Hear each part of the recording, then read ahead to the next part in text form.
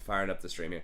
Yeah, I mean, that had a high representation. I think this most recent Pro Tour actually beat it, though.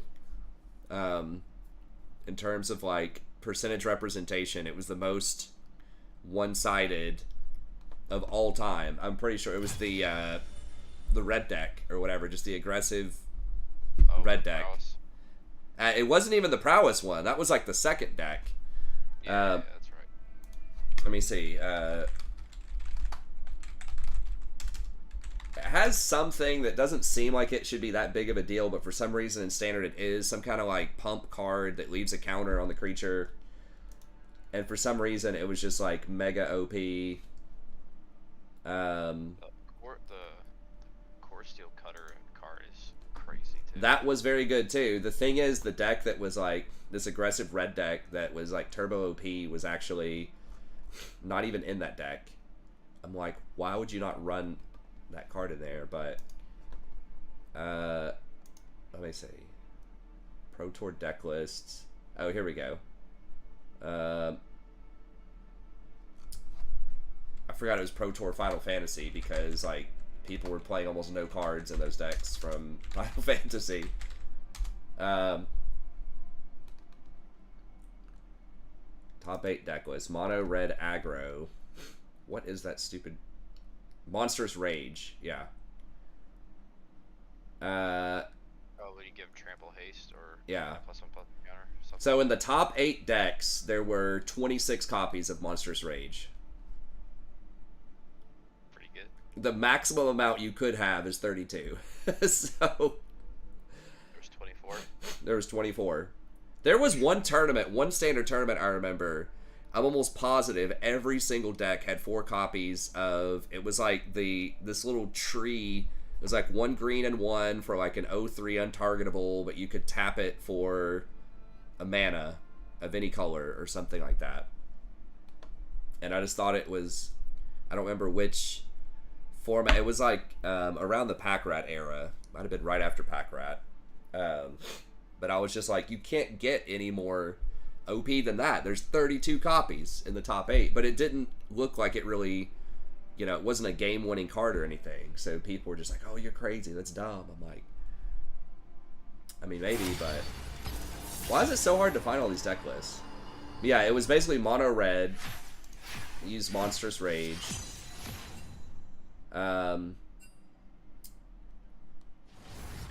I'm trying to find the representation. Oh, here it is. Like the percentage. It was like everything. I think the top 8 was, let's see, 2, 3,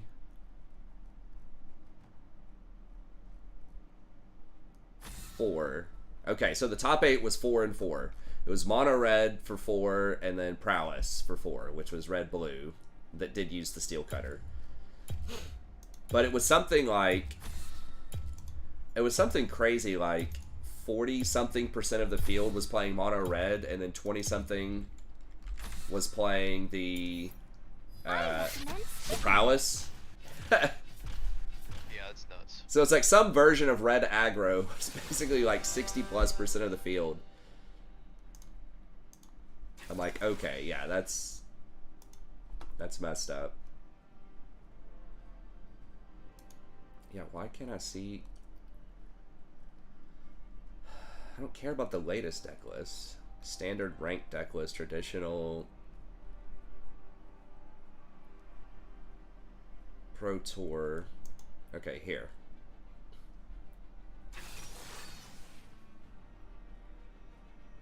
I can't see the percentage. Let me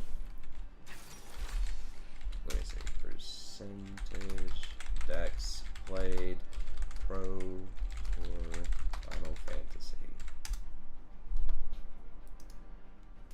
Okay, yeah. Here it is. Actually, no. It was reversed. Is It Prowess was the most played at 42%. And Red Aggro was 20%. Yeah. The other one was Omniscience, which was like 11%. Well, yeah, 11. I remember it was lower. So though, I mean, just the two decks combined were 62% of the field. Yeah, it's crazy. Like, that's not healthy. That's And the red deck had an insane win rate. It was like 60+% win rate. I think the prowess deck was closer to 50%. Let's dance.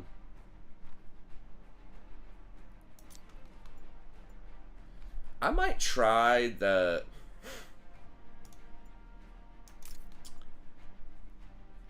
red tree again. I don't know. We're going to be getting poked in this lane a lot. Maybe, okay, I'll keep second wind, I guess. God, TF's a pain in the butt. I'm not going to get that much value out of Mercs. Because I don't have any other CC, but... Do you by chance know the artist, Bob Ross? Like, the painter?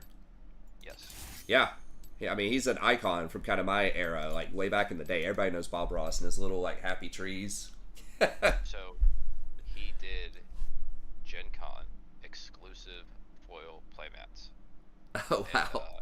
And, I got 2 of them. Oh, that's awesome. Yeah, I'll send you a picture. Yeah, you guys send me a picture. I forgot he was even alive. Yeah, yeah. That's awesome. Yeah, they're awesome. They are so cool. Happy accident. What's up, B-Rad? Is that a Bob Ross thing? Yeah, it is. Okay. Yeah, he's iconic with the fro and everything. Yeah. I'll send you pics when we're done here. I remember my friend, it might have been for his 21st birthday, I think. He's just this guy that's just kind of good at everything. You know, he's like tall, he's pretty athletic, he's insanely smart. He just like would stay out, you know, partying all night and come back and get like a 99 on his calculus test. And I mean, he's just like a cheat code for life. And he was at his party, and I think he was drinking 21 beers for his 21st birthday. He's like keeping a tally mark on his arm. He's still talking around, conversational, like no big deal at like 20 beers. I mean, the guy, it's just like, he's like a tall tale. It sounds like he's fucking Paul Bunyan or something. But he's walking around, and then we like, I don't remember, we were talking about something, and somebody mentioned painting. He's like, oh, dude, I like to paint. And then it's like, what? Because we've never heard him say this before. He's like, yeah, man. He's like, I got the Bob Ross paint kit a while ago. And we're like, what? No way. And then he's like, come here. And then we like went back in his room, and I think his girlfriend was with him at the time. And she's like, I've never heard of this before, Corey. And he's like, yeah, come check it out. And he pulls these like paintings out of his closet, and they're just like extremely good, like these masterpiece level paintings. And she was just like, no. She's like, you can't be good at painting too. She's like, you can't be good at everything. So Funny. that was funny. But he was like, I was just following directions from the Bob Ross paint kit, man.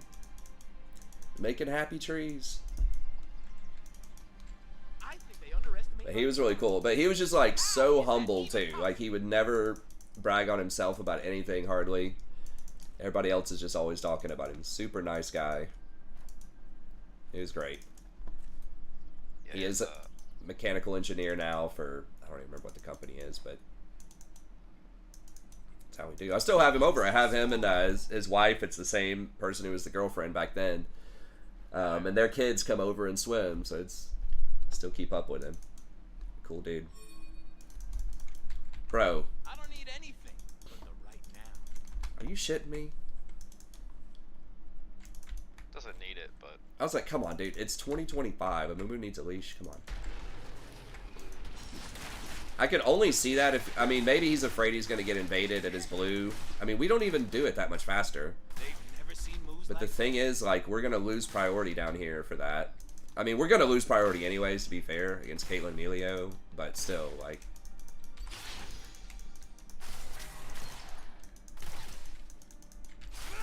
Okay, well, thank God Melio hit me. That made the minions hit him. magic is a will. And then Lucian didn't lose the CS because of that. I should totally get paid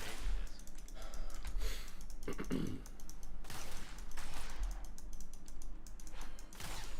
My job is just to try to get them to hit me. So, like, in lanes like this, I mean, second wind is just really big. Like, you get hundreds of health off second wind.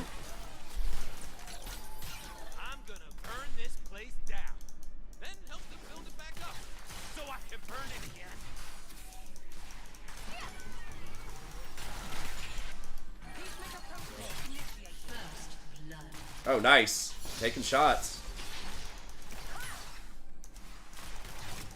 Okay, she used her net.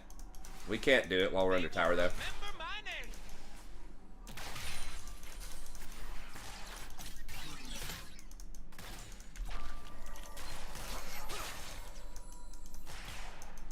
Oh my god, the healing on biscuits is so crazy if you're kind of low on health.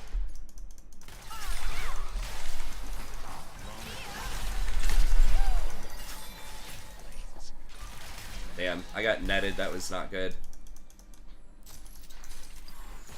Did a lot of damage to Caitlyn, though. So that might be worth it. I don't know.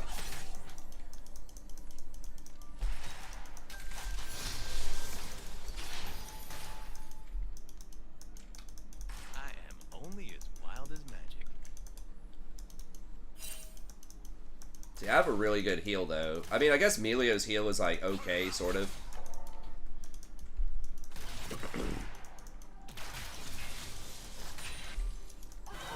There he goes. Yeah, that shit's annoying. But I remember how much it heals. I feel like it's for a pretty good amount. An ally has been slain. An enemy has been slain. Didn't get the heal off.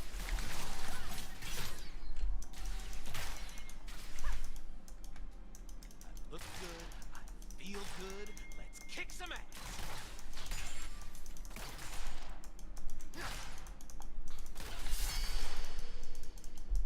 Nice.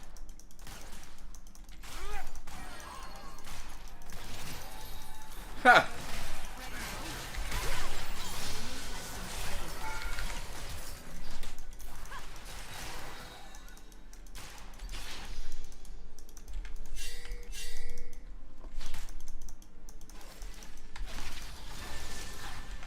I don't...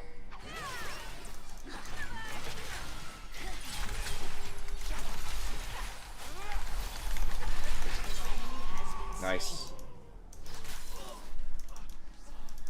The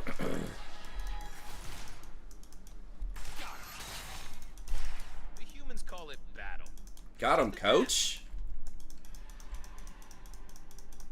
Smelio gonna try to stop.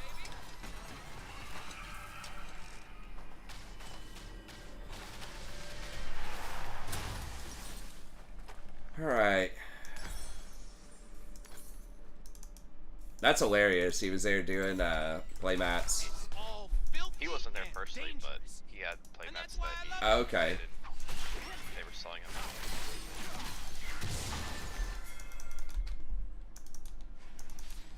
out. Dude, this guy's crazy.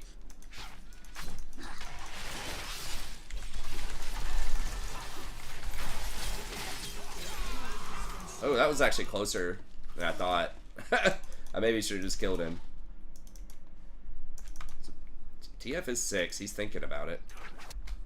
I'm surprised he didn't at least ult to see. I mean, if he would have rotated with an ult, they would have killed the dude. Shut down. An enemy has been slain.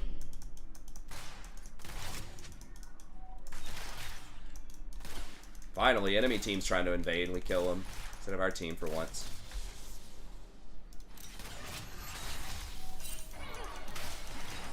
Look right, moves right. Time to show it. Countermeasures engaged.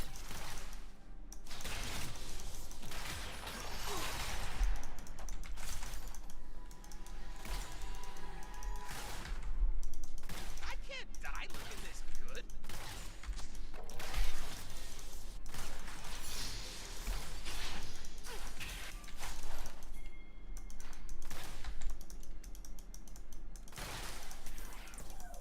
I need to stand in front. Ain't nothing Yeah, I gotta be say careful with the take it twist serious. fate. That's why it's the truth. An ally has been slain. An ally has been slain. God bless. Why is it Really taking wish they so would've long to get waited. back to the action? They're gonna make this crash.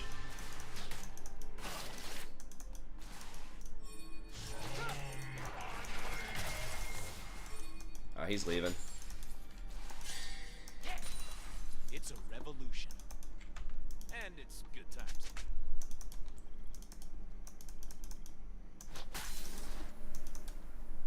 I'm coming. I'm not 6. Okay, never mind.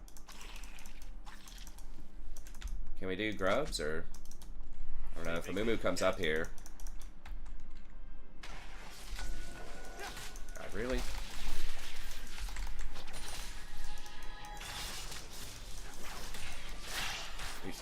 Moo, please get your ass up here and do grubs. Okay, alright, Warwick's doing it. Fuck it, let's go up here. This looks like another dangerous situation. Thank you. I can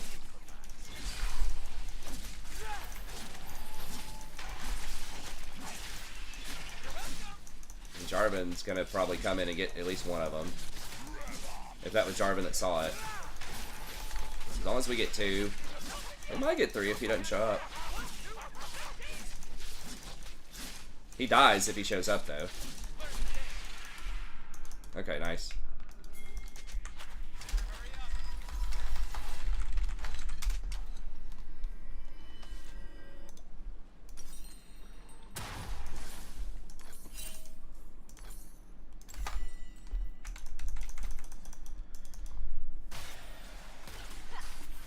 Magic is supposed to be scary. Love is supposed to hurt. Ecstasy needs a little fear. I should already have boots. I should have just sold my potion. I need to just take a crazy trade here. Shut down.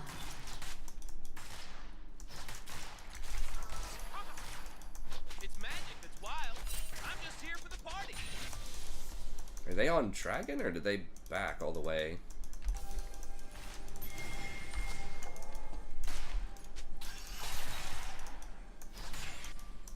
Try and hit me, fool. Okay. Warwick doesn't have TP or anything. Volibear doesn't either, though. I am so gone.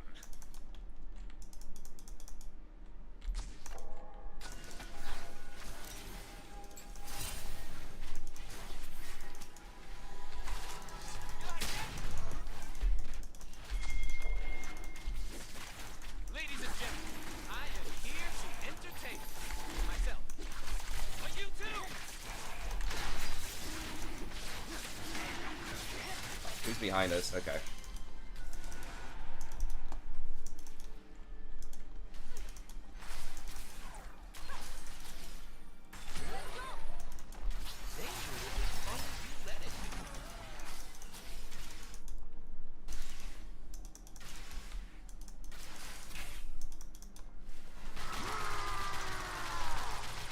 Ooh, that does not do as much damage to minions as it used to.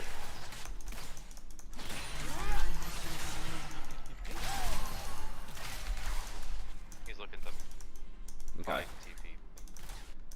that's fine. I thought Warwick was more ahead than that. We're gonna lose our tower bottom soon.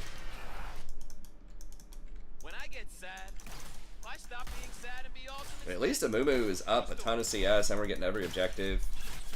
That's good.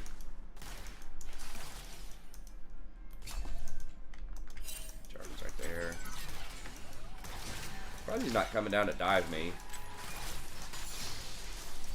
Kind of hard to dive for Khan, but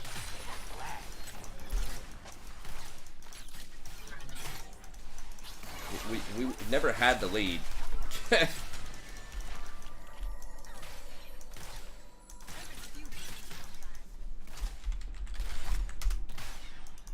Yeah, we never had the lead. We are never going to get the lead in this matchup.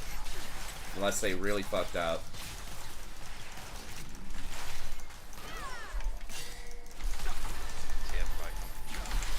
Yeah, we're trying to run out.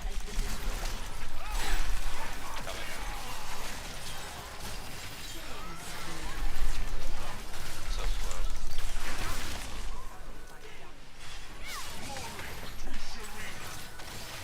Oh my god, what? Has been slain. How did I not hit An him? enemy has been slain.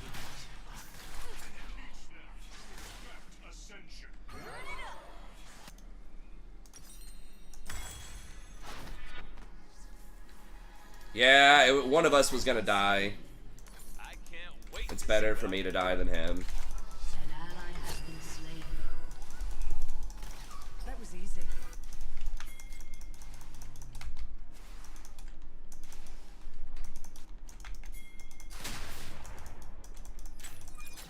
I have got to stop talking to myself. Damn it, Zaya, where are you? Ooh, guess I went the worst freaking way possible.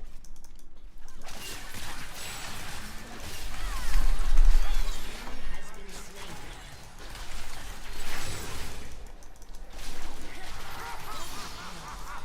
Nice.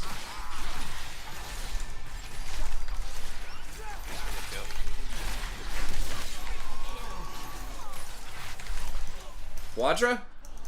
I could flash on her, but I would die. It's not worth. Okay, Rakan. Let him watch. Turret plating will fall soon.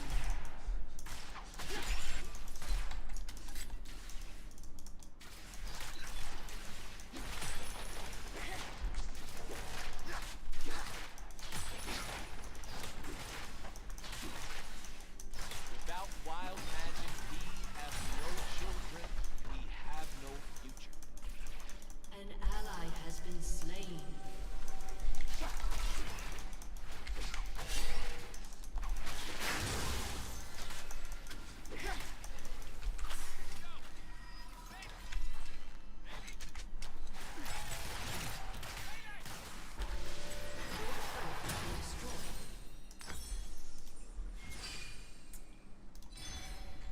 I guess we'll do that in a couple of control words.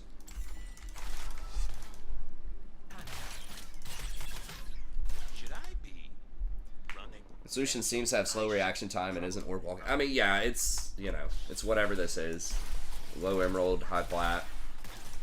It's fine. Like, he's having an okay game. It's just like, it's a tough matchup early.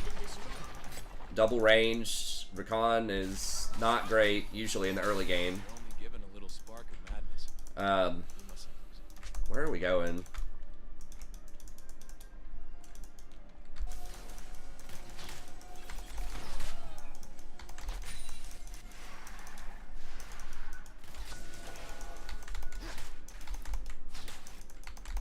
Magic isn't supposed to be safe.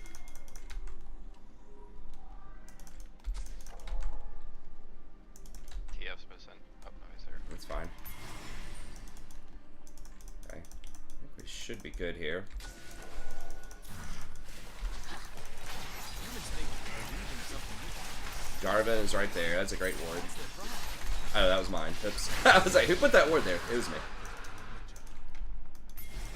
We're gonna get this one. You got TP. Fun. I need some fun.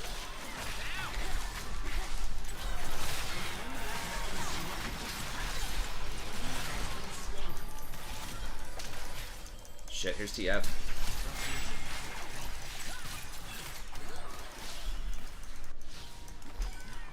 Careful, we're kind of low. Or we just kill them all. That's fine too. Has been slain.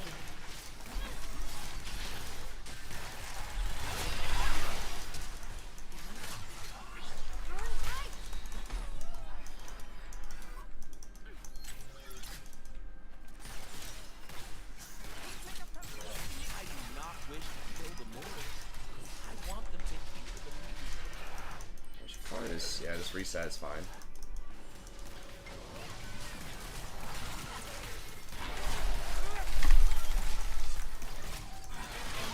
Killing spree. I can't do any more than that. You just literally walk in front of them. Golden diamond, boy. Woo!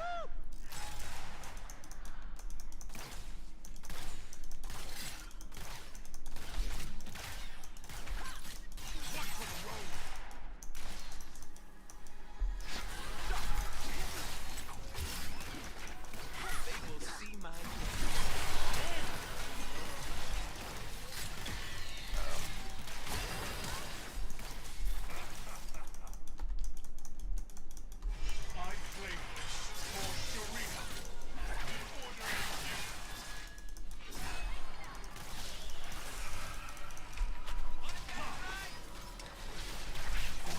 got his ult. I mean, is Warwick gonna try this? I've almost got my ult, but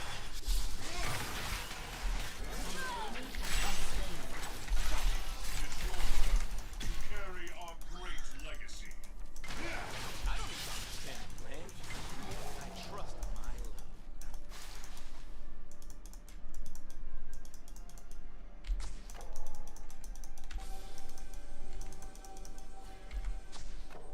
wait, they got Rift? Oh, they did get it while we were fighting. Volibear soloed it while we were fighting. That'd He's gone. I can't. Enemy rampage. Okay, sure. I can because I'm free. Can't stop me. Really? You gonna try again? be coming. Peekaboo!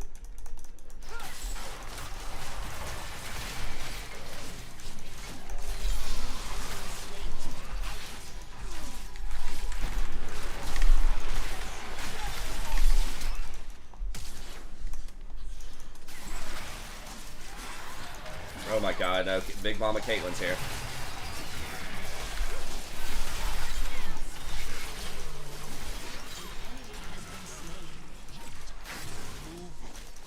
Dance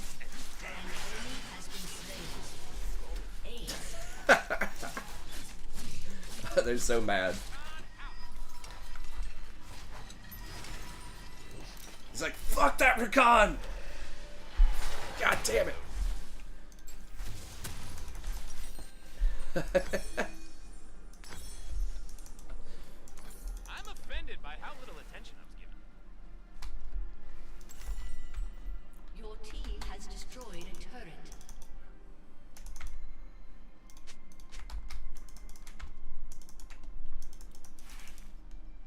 Alright, Warwick does not have TP. Don't leave nothing. We gotta... Bring it all. Your team has destroyed a turret.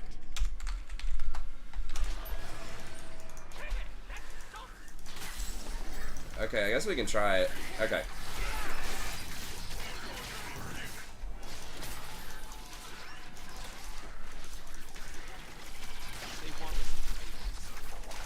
Okay, we're gonna have to turn. Fuck, we don't have Lucian.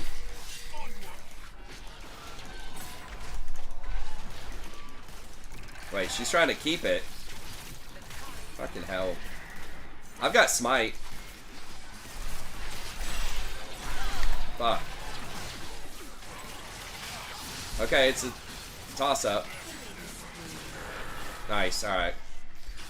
Should have healed. I was trying to stay in there so I could smite it.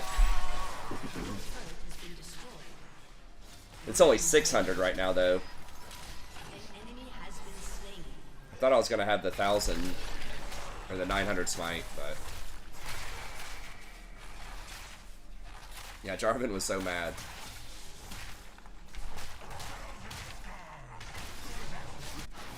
I dance because I'm free. Rampage.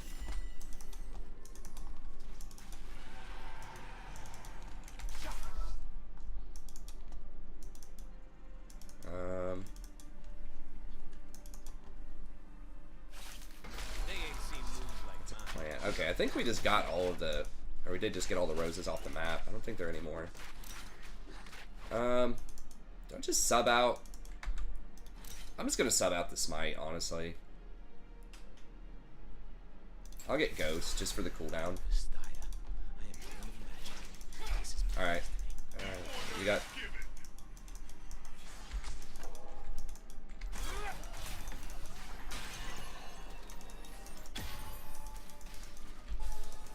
A lot of people probably feel about Rakan like how I feel about playing against something like Janna or Pike. It's like, it's just so slippery.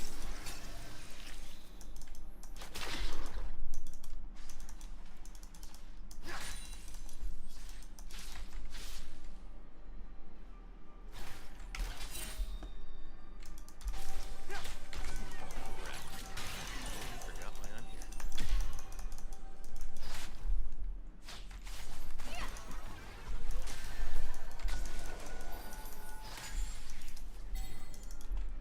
Yeah, second wind is almost giving me 1,000 extra health this game. It's crazy.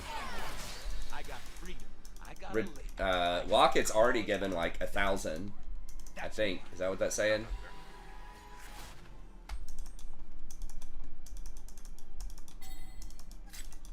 So yeah, I mean, these runes are pretty dang good.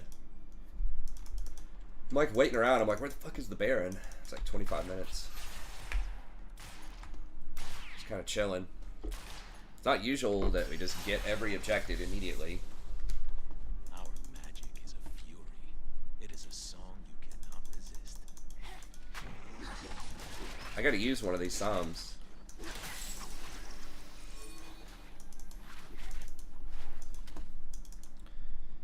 Do I just get out of Ghost? I guess I'll just get out of Ghost and just get Ignite.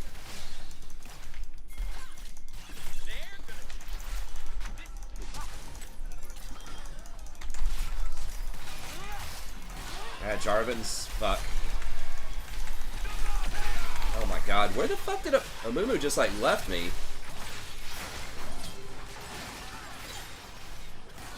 Fuck, I guess I read that wrong.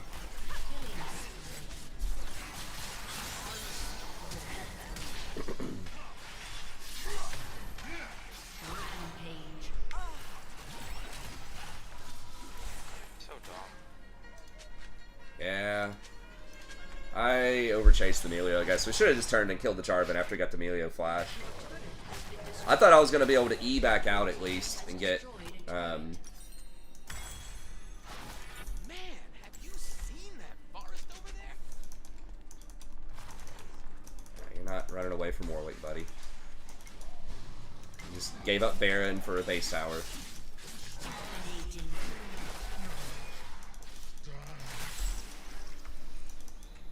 I guess it's 30 seconds. I was already going to be up.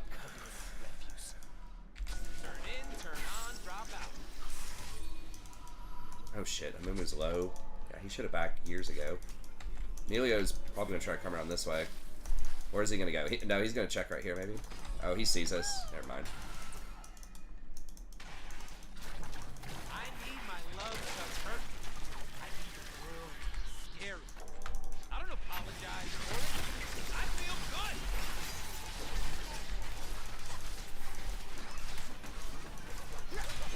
The guy Jarvan's bottom. Yeah, he's donezo. I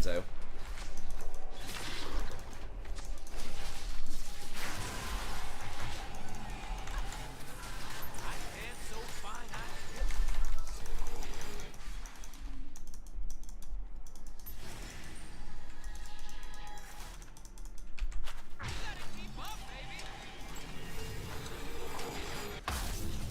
Alright, we'll do that.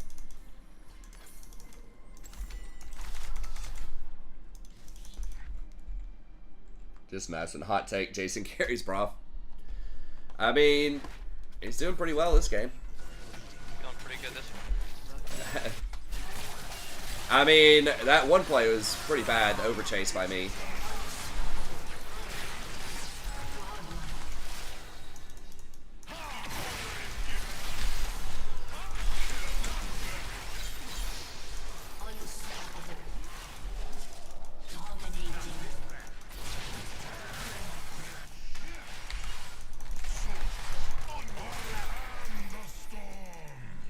Okay, whatever. Oh, Warwick really wants him? That's fine, Warwick can chase him. Just push this.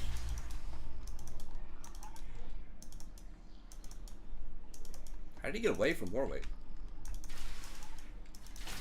I mean, I guess he... I don't know, maybe flash... Probably flash the wall.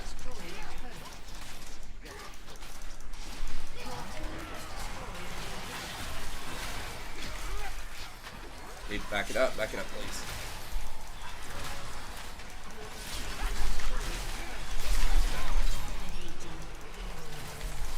I feel like my allies aren't recognizing how amazing my cloak Careful, is. that's I mean, TF. seriously.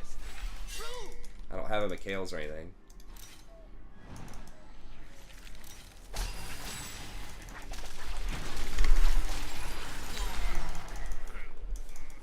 Shut down.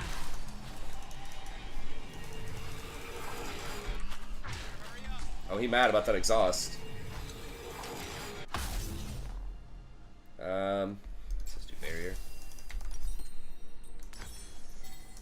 barrier's kind of crappy, but it's...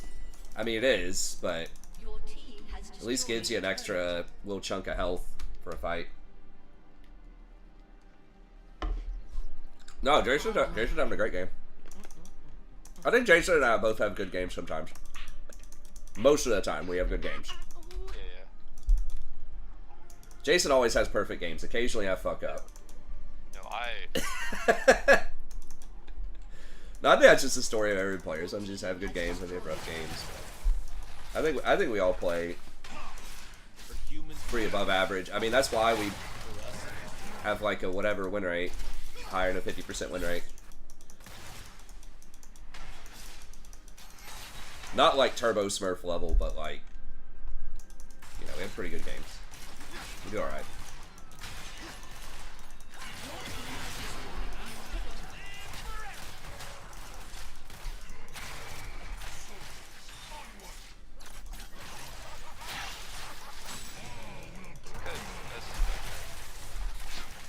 Their team is making a lot of mistakes too, but I think we're also, you know, playing alright.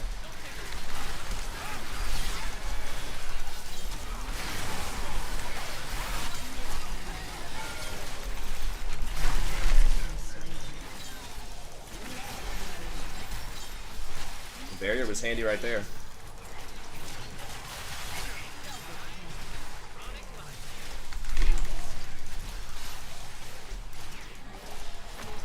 My god, the tower like didn't do anything to it. That was hilarious when he had his little roar on.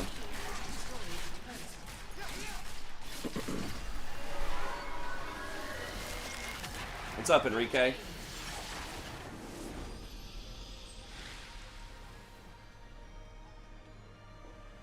Yeah, Azir's really hard. I mean, Azir might be the hardest champ in the game to play. He's up there. So you don't see a lot of good Azirs. Like Yasuo, Azir, maybe Ribbon.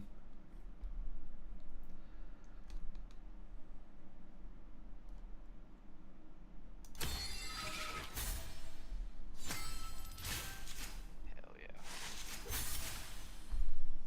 Riven is just kind of like fine-tuning her combos, though. Like, there's a lot, you know, with Azir. Like, there's so many different,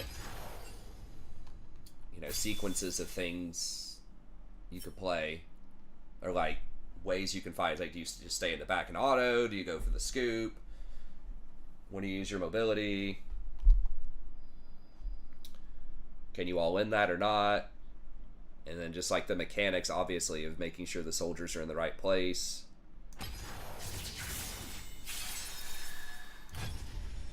Tokyo Drift. That's right, the drifting shit. I've never actually tried that, but it seems like it's true. I know I would try to do it, like not have enough soldiers out or just something. Like, I'd find some way to fuck it up. I mean, even a lot of like pro players who play Azir a lot will make, you know, big mistakes on him sometimes. I mean, I still make mistakes on him. There was something. Who was it? Zeka? I think people were hating on him. I think it was versus T1. Either last night or the night before. I don't remember the exact play, but it was something where he tried to slide in with an Azir and just got stuffed, and it just basically lost his team the game. He tried to go in for the game-winning play, got stuffed, and then the enemy team just, you know, killed everybody and just ran it and ended the game at like 40-something minutes. And no, Cadril was like, what the fuck was he thinking? Like, you cannot go in and try to do that. You cannot make the big play right there. He's like, you need to reset and you need to just do front to back. They were winning front to back. He was like, why would he do that? He was like freaking out on him.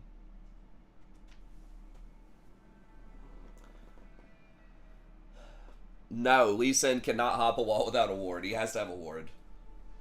Yeah, maybe the Mobile Legends lets him do that, but you still gotta manage your wards as Lee. You gotta buy control wards, and I mean, you keep the ward trinkets, you get a couple for free, but... Hey, what's up, Aaron? Zach? Good to see you, man. How's it going?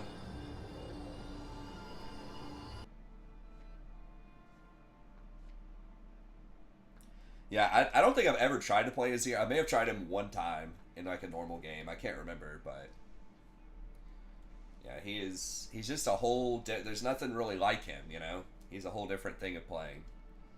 It's kind of like Rakan. It's just like a whole different style or vibe. I mean, Azir's way harder to master than Rakan is, as far as the mechanics. But it's just like there's not really a champion that's exactly like those two. It's the Bird Boys. Bird Boys, dude. That's right. So it's like, yeah, you probably better be ready to lose a lot of games while you try to figure him out. He's almost always... He might be the most picked mid lane of all time. That would be very interesting. And pro, I think. Yeah. Yeah, for sure. Let me see. That'll be a fun game to play. Can it say all? Like, is it going to show all time?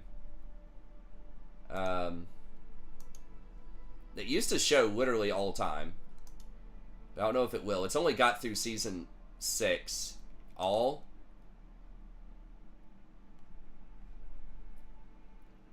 Tournament all. Season all. Game version all. Okay, yeah, here we go. Let's see.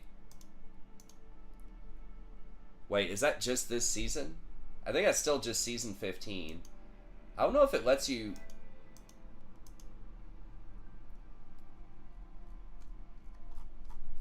see literally all time. Let me see.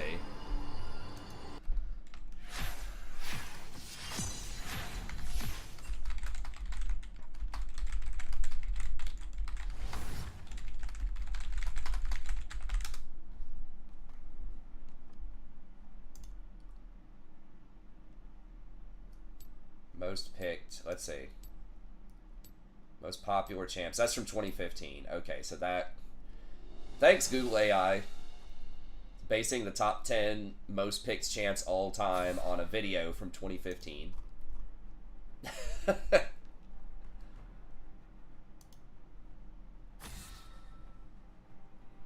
Oh, here we go.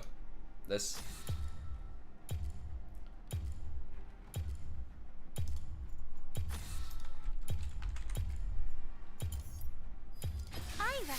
Azir came out, I think, in season 5.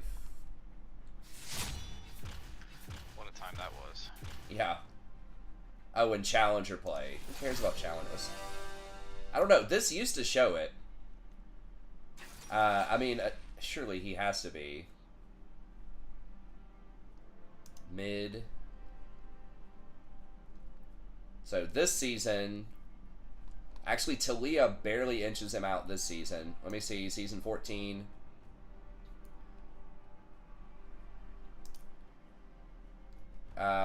Corky barely inched him out, but he was number 2 in season 14. So over those 2 seasons, he's the most. So he was number 2 twice. Literally number 1 in season 13. It's like Rakan is the highest picked and like win rate support of all time since he came out in season 8. Because Jason and I, we only play winners, man. That's right. Not here to lose. Third most picked. Ari was on one of the other top 1 or top 2, but he's third. So I think he's still over Ari. No one else has been top 3 every season. It's number 3 in season 12 or season 11. Yeah. Ori and Syndra are not as popular. He's number 1, season 10. He was kind of far down in season 9. I think that's when they just nerfed the hell out of him. But he was still top 5.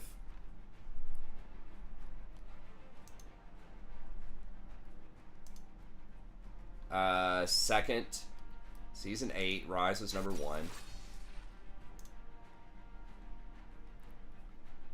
1. Basically not on the map. I guess maybe that's after a turbo nerf, season 7. And then second, so he was top 3 in all but 2 seasons, in the last 9 seasons. And he was 1 several times, so... Longer stream tonight? I don't know. We'll see. Top Twitch. Oh, we do? What's he up against? Ribbon? And we got Yunara. I'm gonna dodge. There's just no way he does. And versus Vi jungle. There's no way he doesn't just chain feed. And Yunara is probably not going to be great either. I mean, the Twitch in that matchup has to go 0-10 or something. Like it, there's just no way he can even play the game.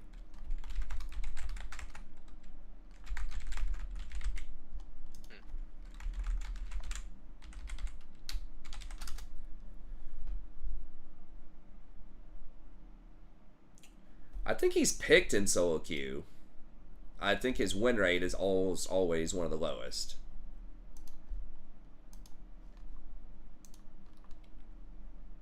He's not like a super popular pick in solo queue, but I would say he's probably 5%, I would guess, 5% play. And I'll guess 46% win rate. Let's see. 5% play, 47.5% win rate.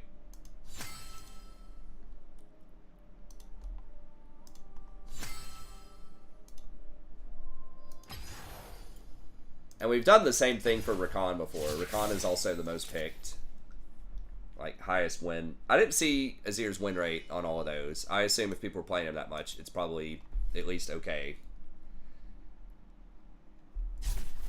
I mean, I really don't have a sense of how much other people play him. I will say there have been times in our games where people have wanted mid lane and they picked Azir. And Jason played Jhin. Or when Jason plays Jhin, when Jason plays ADC, I've seen Azir mid before. From someone else. Yeah. And I think I remember most of the time when that happens wishing that it was Jason playing the Azir. But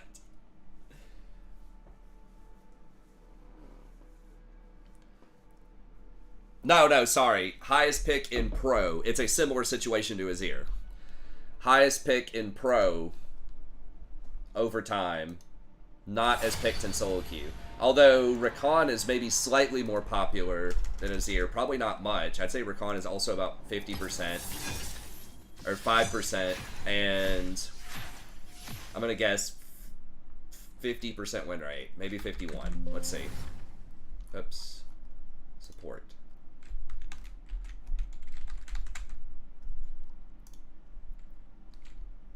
Rakan is 5.7 and 49%.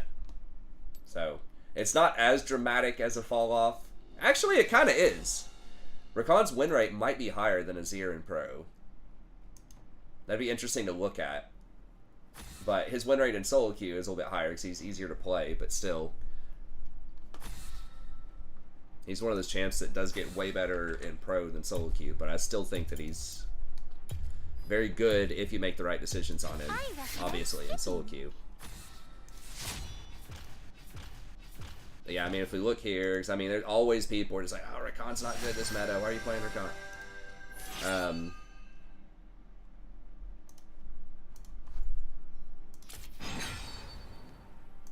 This person want Yunara or something. Switching with me that early. Okay. So he's only top 5, I guess, this season. He's close. Yeah, of course. He's close to Leona and Nautilus. So far this season. Now, usually, I mean, I guess I'm talking like Worlds in the past is what I have looked at. I don't remember looking at all season long. But he has the highest win rate of the top 5 by a little bit. But he's top 5 there. I'll do the same methodology, I guess. Top 4 here, highest win rate, tied for highest. So I looked at Worlds, not overall through the whole season. So let's see if that changes it at all. Number 2, season 13, highest win rate by quite a lot. Talon jungle probably, yeah.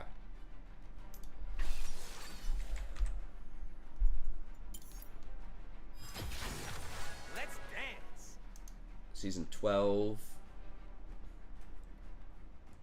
Top 5. Nautilus is showing up a lot too. Nautilus and Leona are both showing up quite a bit. 52%. So that, oh, I forgot to see if that was the highest. It probably was the highest or close to it. Kind of lower there. 1, 2, 3, 4, 5, 6. So Nautilus and Leona have been a little bit higher throughout the entire season. But looking at Worlds, I think, is what I had looked at. He seems to get played a lot more in Worlds. It's because winners know what they do. People that go to Worlds, they know to play Rakan.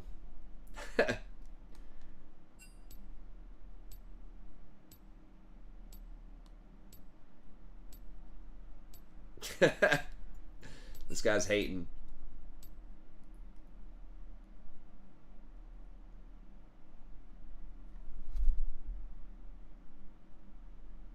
When am I gonna play Bard? I don't know. Maybe sometime. I was considering it, but I'm not really sure of the situation. Maybe against double ranged.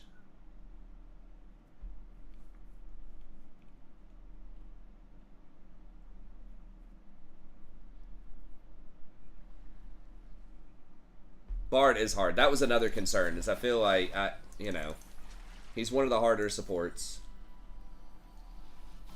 You're different Azir. See, other Azirs were getting played.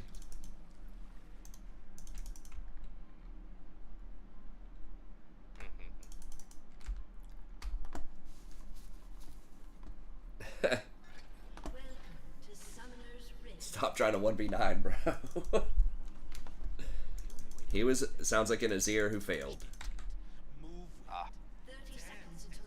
Yeah, exactly. That's one of the few ults where it's like you can actively hurt your team by landing the ult. So, a lot of times, I've accidentally ulted the AD carry. Like, oh, yeah, yeah. Azir can do that too. We were talking about Bard, but Azir is similar, yeah. You gotta decide, do I actually want to push all these bruisers onto our AD carry or something? I've had some good times. There's times where I pushed a Mord into the AD carry and the Mord just ults immediately. I can't wait to see what I'm gonna do. Well, usually, I mean, when I'm playing with you, typically I'm gonna be standing there where they land anyways, so it's not like usually as big of a deal if it's something that's a little dangerous, because I'm gonna chain CC him and I can shield and heal ADC, all that, but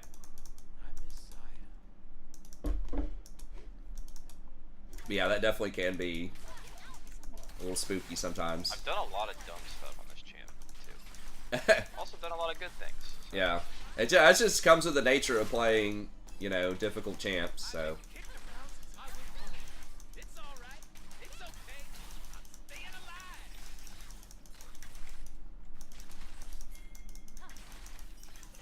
No, dude, I can't. I'm bad level 1.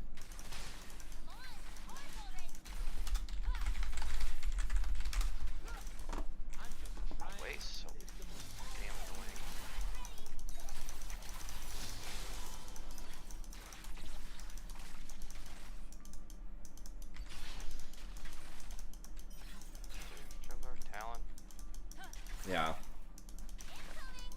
I'm getting impatient.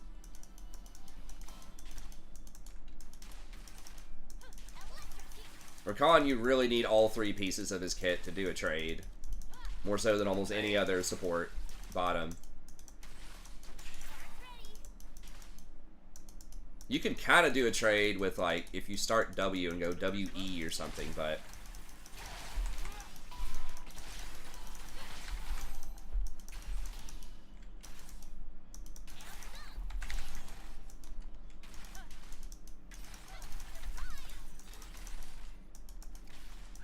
I'm G to the D.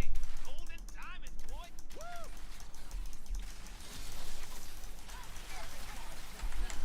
Oh my god.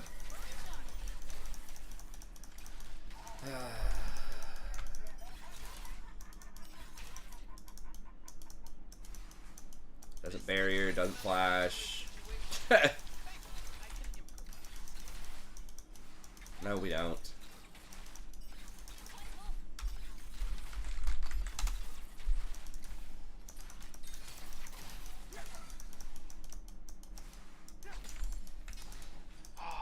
Yeah, I'm just gonna back. Gonna push. He's pushing.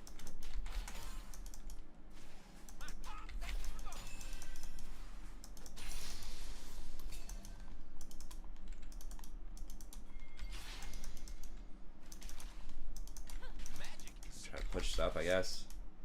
love is supposed to hurt. Ecstasy.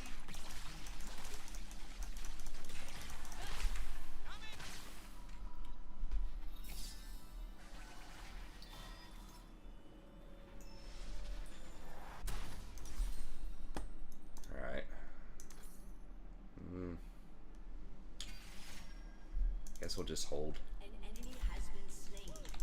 So into this. Guess I could at least get a control ward, but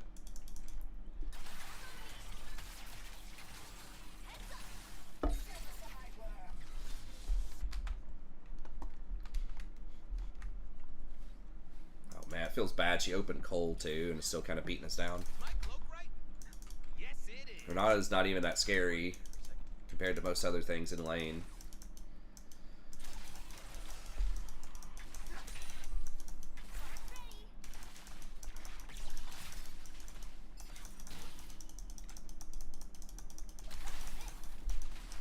I don't do safe.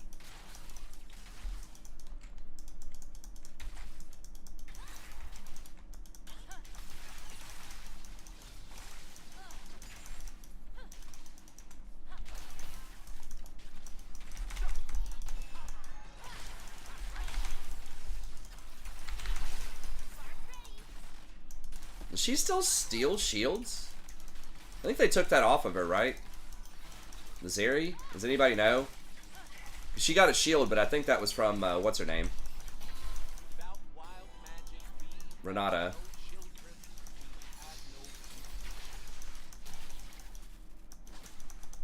We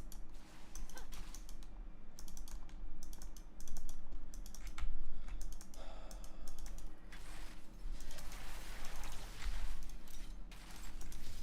danger is as fun as you let it be.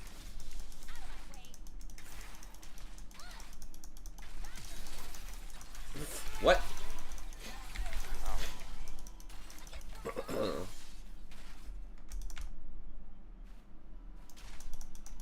I don't need to understand the plan. How fed is that Talon? Not very.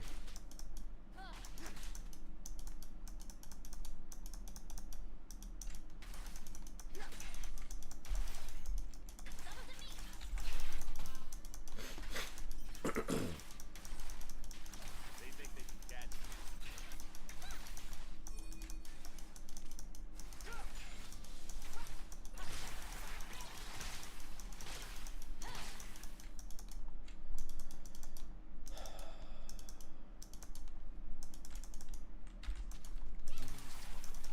Treaties. We talk about their lives. An enemy has been slain. I'm so dead. An ally has been slain. What? Oh my god. I thought he already touched that wall. I guess not. It's like a little bit where he doesn't touch it. I probably should have ran with the nocturne.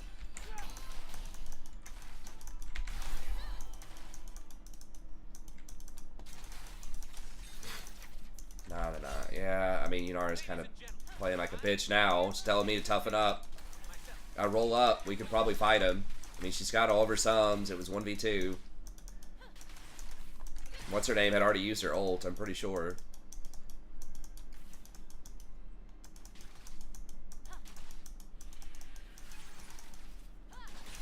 I will make them dance.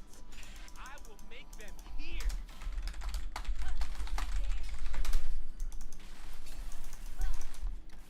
God.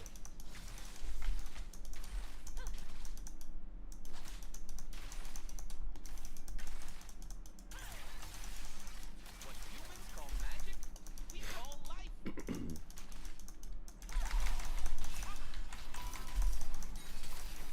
Get her to stop her back. Okay, good. We stopped her back at least.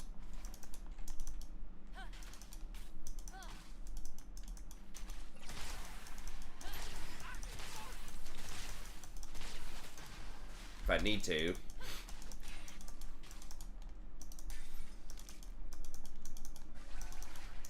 like they've already got it though. Damn, they got one. Okay. But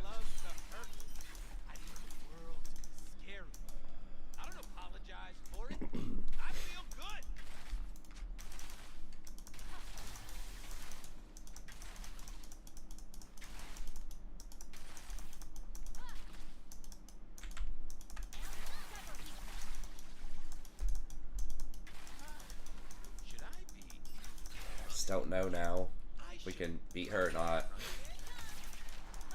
Oh my god, I messed up.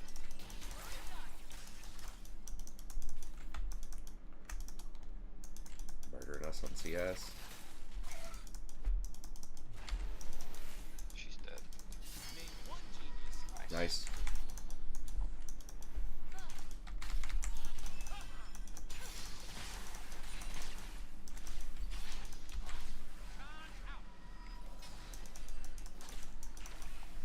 It's backed in a terrible place, so I've got to like overstay to protect her.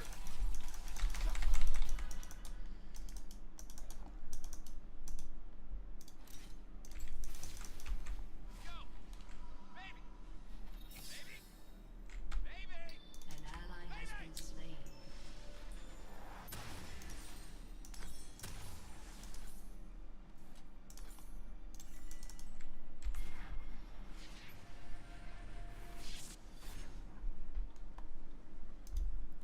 Don't leave nothing. Bring it all.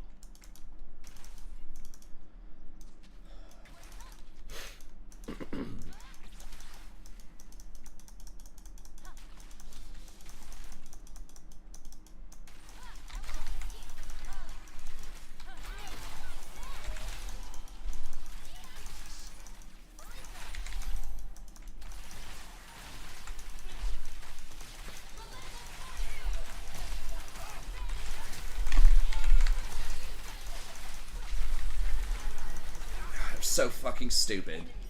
God.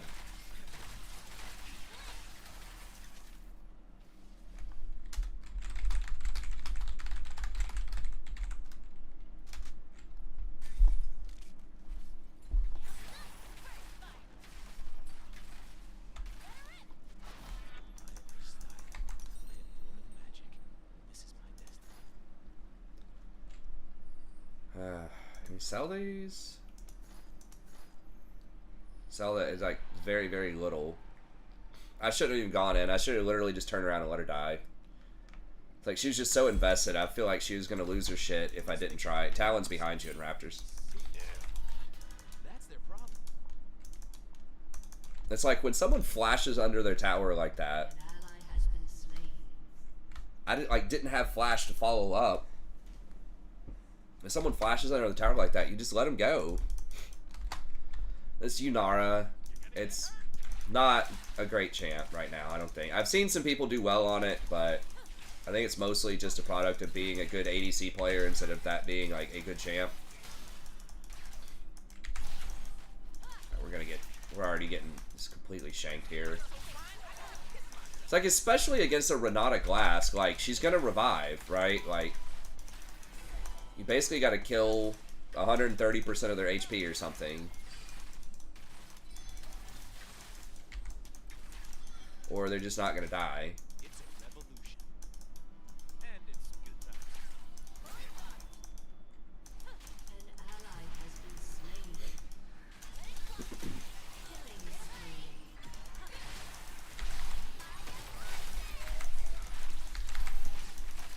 Yep, just let her use her little bullshit.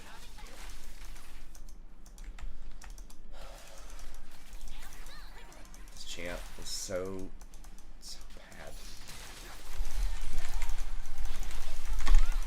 Oh my god. Been slain. Fucking hell.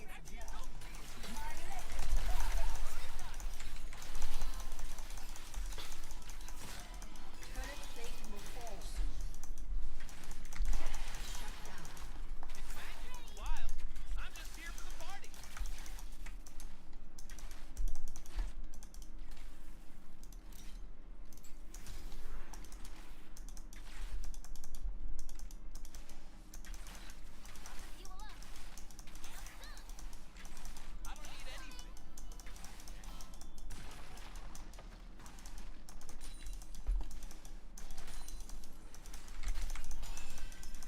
Zeri's like on the low end right now too, I think, of like power level in lane.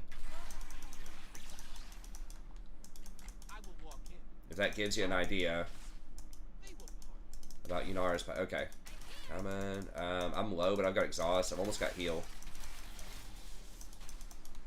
Talon's here. Talon's here. Abort. Why would you hit him? God, this person just has no brain. Just let him waste his time. Be awesome instead. True story. Anytime you like emote at somebody who doesn't know they're on a ward, you're telling them they're on a ward. Either emote or throw something just random at them. Just let them waste their time. Fun. Like, they're gonna push into us anyways. Fun. Now. Really?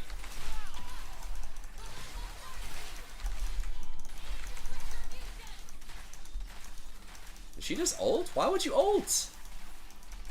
There's no chance you kill them. I don't know, man. I just gotta quit asking questions. This person's just obviously struggling. Just gotta carry him. Got TP in 5 seconds. Okay.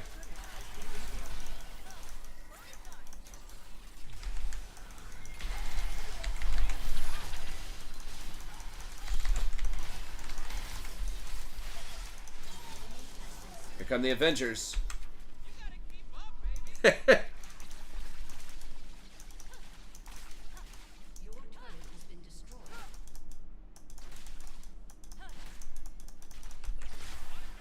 Alright. I don't know. I would just rather play Jinx. Like, she just feels, to me, unless you just want to play her because you like the vibe, and I mean, it's, sure, that's what you want to do. If you're talking just like actual power, I would just rather play Jinx. If you just want like a hyperscaler or even Sivir. I think Jinx is probably the closest thing, like big AoE, big range, but just way better early. Turret has been destroyed. Want a world that's safe?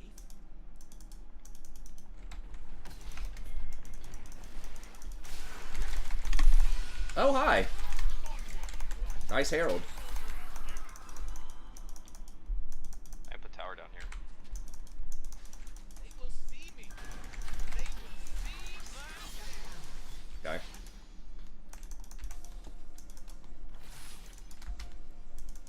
He didn't even cry. Did he actually hit it? I think he hit it into the side of the thing instead of the tower. Now the problem is they might be on this right now. Talon was top. Yeah, there it goes. So hyped. Okay. 1, 2, 1, 2. Woo! All right.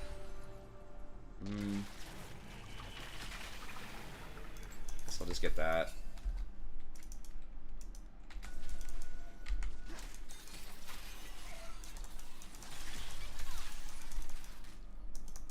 Not gonna go to work. Alright, well, I can bait him with that later. When we have more help. Okay, Nocturne's kind of creeping. I can maybe bait him into this again. Shit, Nocturne. Fuck, of course he turned around. Nocturne, get your ass over here. Come on. Yeah, we can't do it. If Nocturne was here, we could have killed him, but he's just randomly running up and down the top river.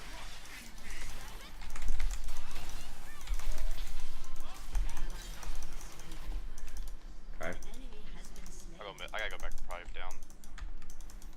Dominating. Blade of the Ruined King?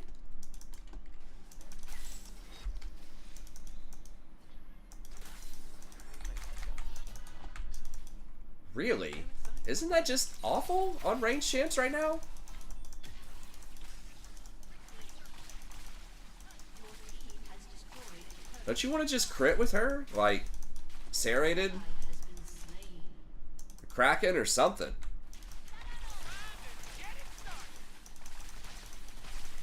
Am I crazy? I mean, maybe I don't know her kit, but like, she doesn't have, I don't think, percentage damage or anything. Yeah, I mean, it just seems like Kraken. You just want something where you auto attack a bunch and it stacks and does a lot of damage to tanks. It feels like Kraken You weren't a is little a better option. being alive. Or just crit them with just serrated plus, you know, IE.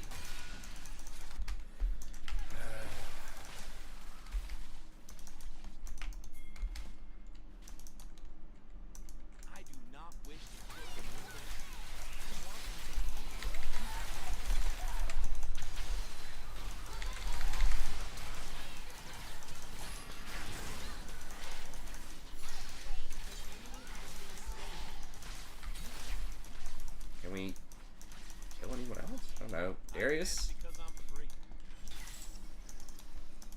I've got ult.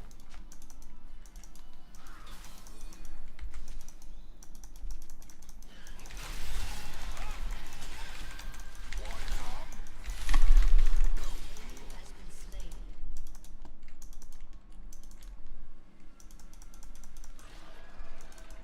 Alright, what we got here? I've got flash. Shit, we need to get over there to that thing.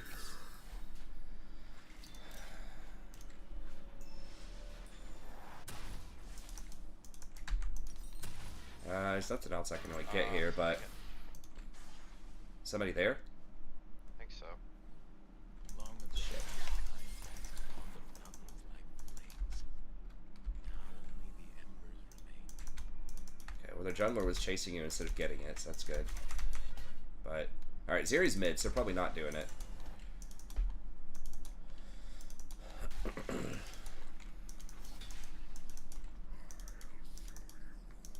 I dance because I'm free.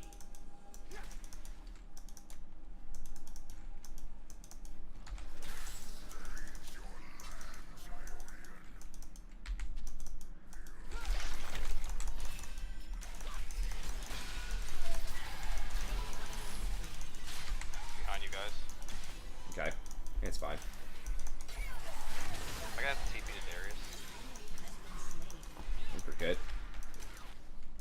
I've got ult.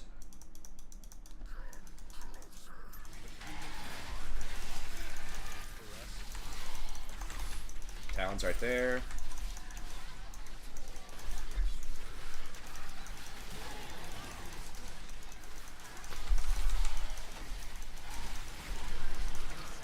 Shit.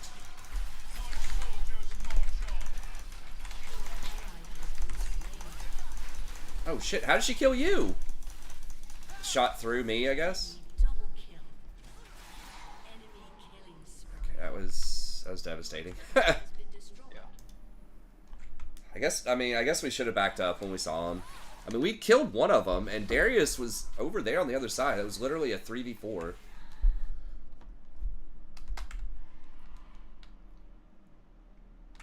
That's crazy.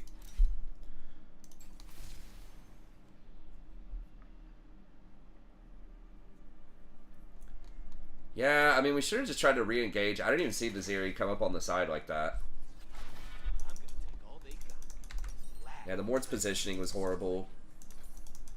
We just weren't on the same page. Like, if we all just went on Hui or Zeri, just peeled off of that, I should have pinged somebody. And this, I didn't have flash though. That's the thing.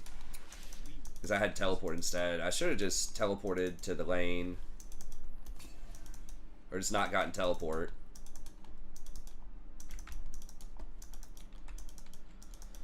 Oh my god. Now she's doing a Zeal item next. Darius behind you, I think. Okay, can we kill this dude?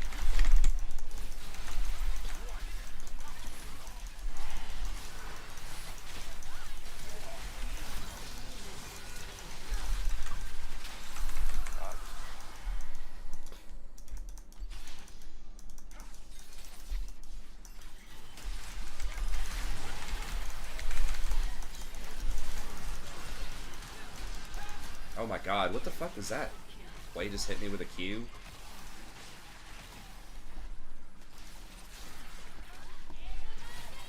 Get him, Yunara. Holy shit, that's some damage.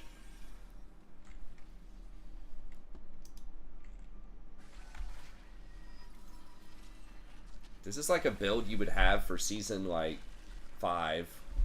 Like Hurricane, Blather, and King. Maybe she thinks she's playing Twitch.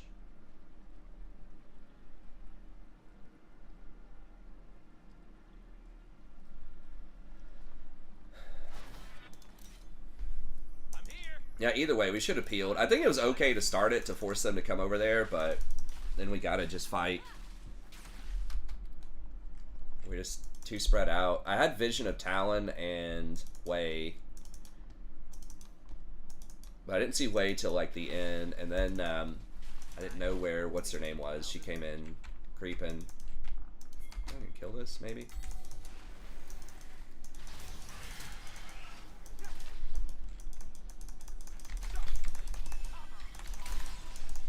I really don't want to ult this.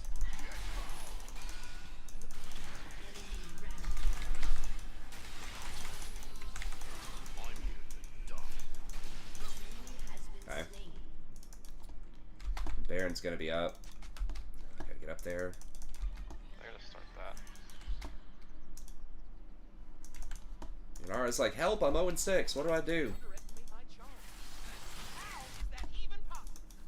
I don't know if we could contest it with Yunara dead, though.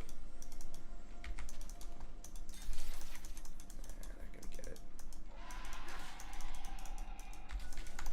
Nocturne I was gonna go down there. I don't think Nocturne can go down there, though. In that situation with Baron up.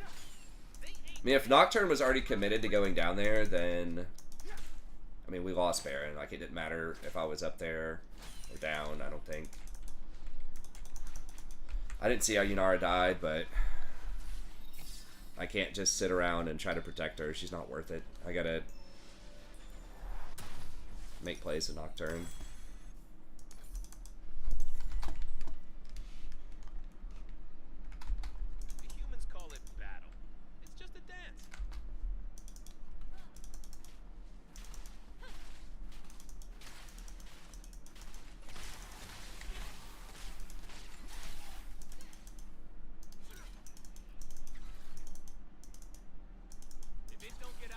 Exhaust heal is really good. I need to just keep that for the next fight, I think. Where? What is he doing that? Fuck, that's a huge cooldown. They're coming up here. I think. Yeah. Yeah. I mean, if they just want to waste time goofing around with us, it's fine. Oh, you tried to kill the Wei?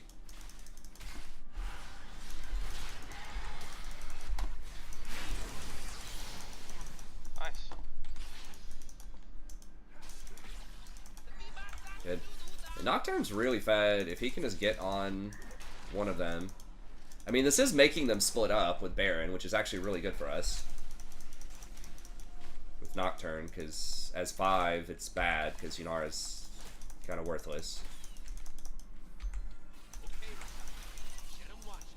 It does kind of open us up to Talon. Can you steal somebody? Okay, yeah.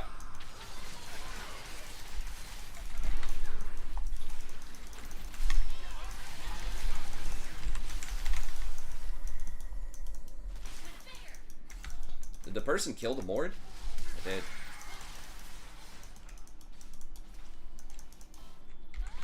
Who did Mord grab?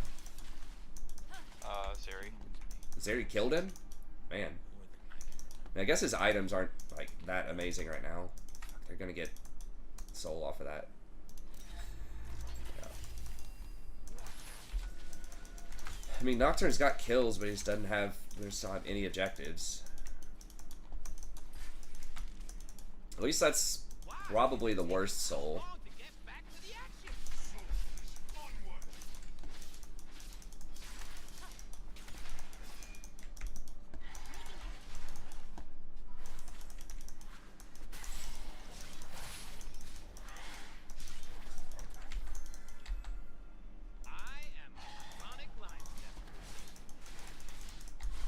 Well, Noct has a lot of kills, but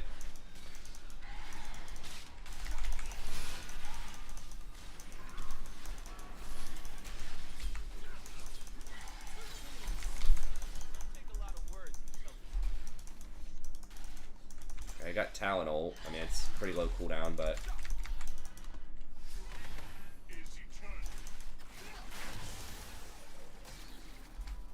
I gotta just back over here. You know, our police just don't die to them right now.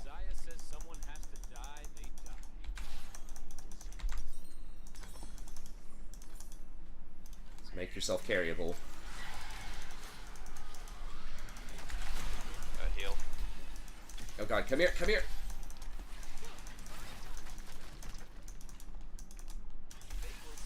What'd you say, you got her heal? I had a heal, I'm coming. Okay.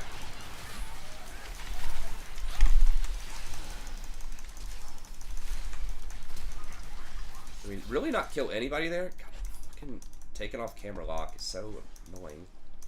Surely, like, everybody flashed right there. So I don't know how nobody died. And I CC'd like 3 of them. I mean, the Renata, I guess, CC'd everyone on our team, and I CC'd everyone on their team. Yeah, Renata got us all. It didn't stop my ult, which is pretty cool. I, like, W'd through her smoke with my ult on and still CC'd him.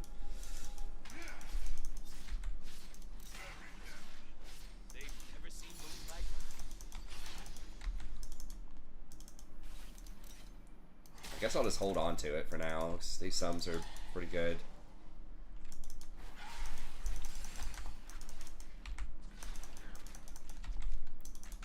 I got Baron up 50.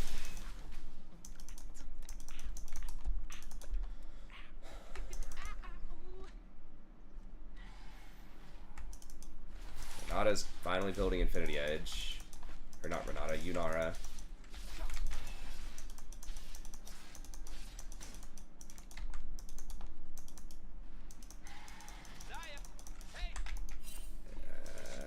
More. It doesn't have TP.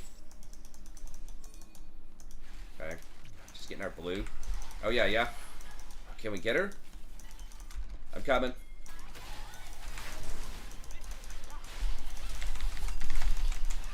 So good. I had to flash, but that's fine. Aaron. Get this dude.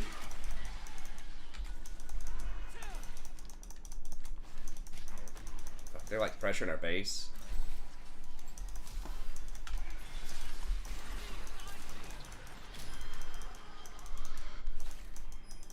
Can we get these fools? Yeah. We're coming. Oh my god.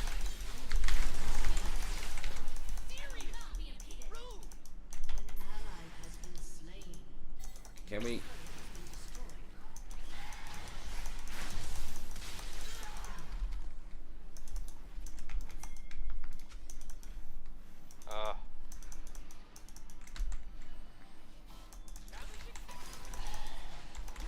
You guys can get it. I think so.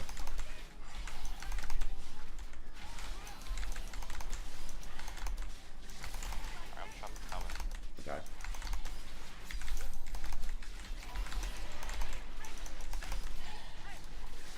Alright, shut the fuck up and get carried.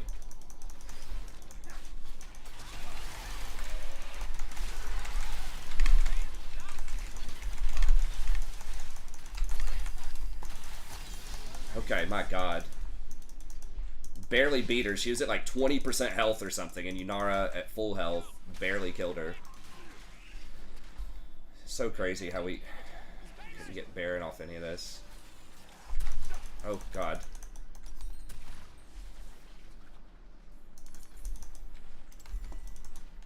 Dominating.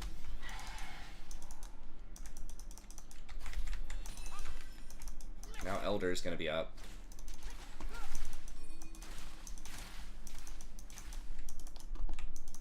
They have way as TP, but that's it.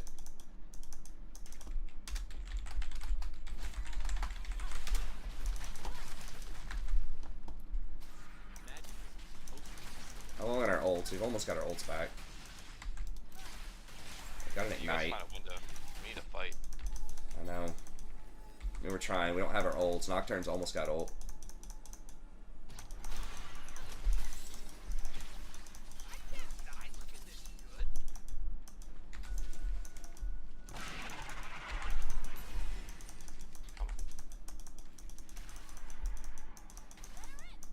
They're gonna know we're on it. Yeah. Whoa, whoa, whoa! What the fuck?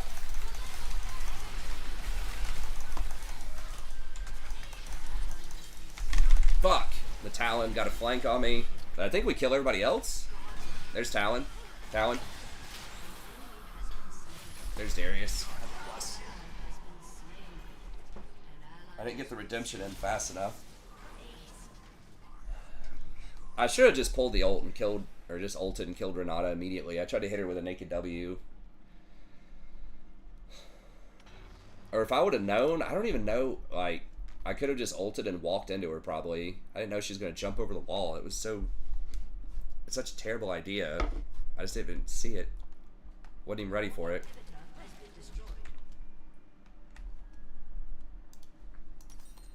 Your turret has been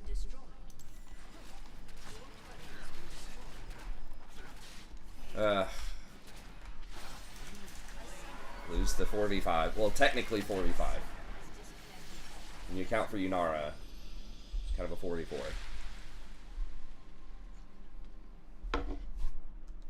Man.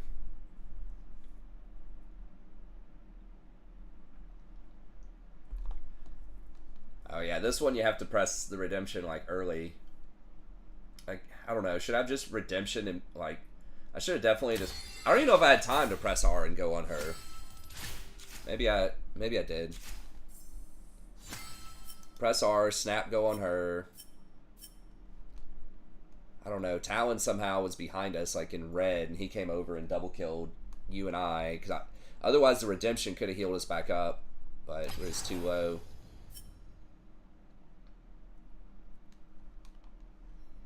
Man.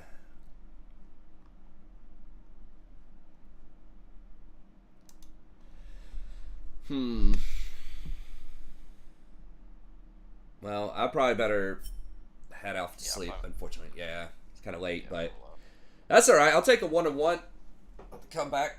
But yeah, man, if you're on tomorrow, I'll catch you tomorrow. Yeah, I'll hit you up. See you, man. Have a good one. All right, that's got to be it for me. Thank y'all for coming out. As always, I appreciate it. That one definitely felt like we could have won. I feel like we should have had a Baron somewhere in there, but I don't know. Like, we were having to go back. Like, that Yunara was just such a black hole. Like, her KDA doesn't look, like, completely unplayable at 2 and 7. But it was just, like, everywhere she was, you just had to help her out. It was, like, this complete dead weight. So that was the biggest thing. If Jason didn't have to go back to base, if Yunara could have just cleared and held, then Jason could have helped with the Baron, and I think maybe we could have gotten it a little faster. But I don't know. Maybe we weren't supposed to go for the Baron there. I felt like we should have had it so many times. So if we get the Baron, then we could push up, and then we would have had a really good position on Elder. But anyways, the Zeri wasn't even that fed. She was 6 and 7, but she almost tripled the damage of the Yunara. But I mean, it feels like it still should have been carryable. The Mord felt like he was, I don't know, kind of falling off. We killed this Darius so many times, and it still just felt like he was relevant.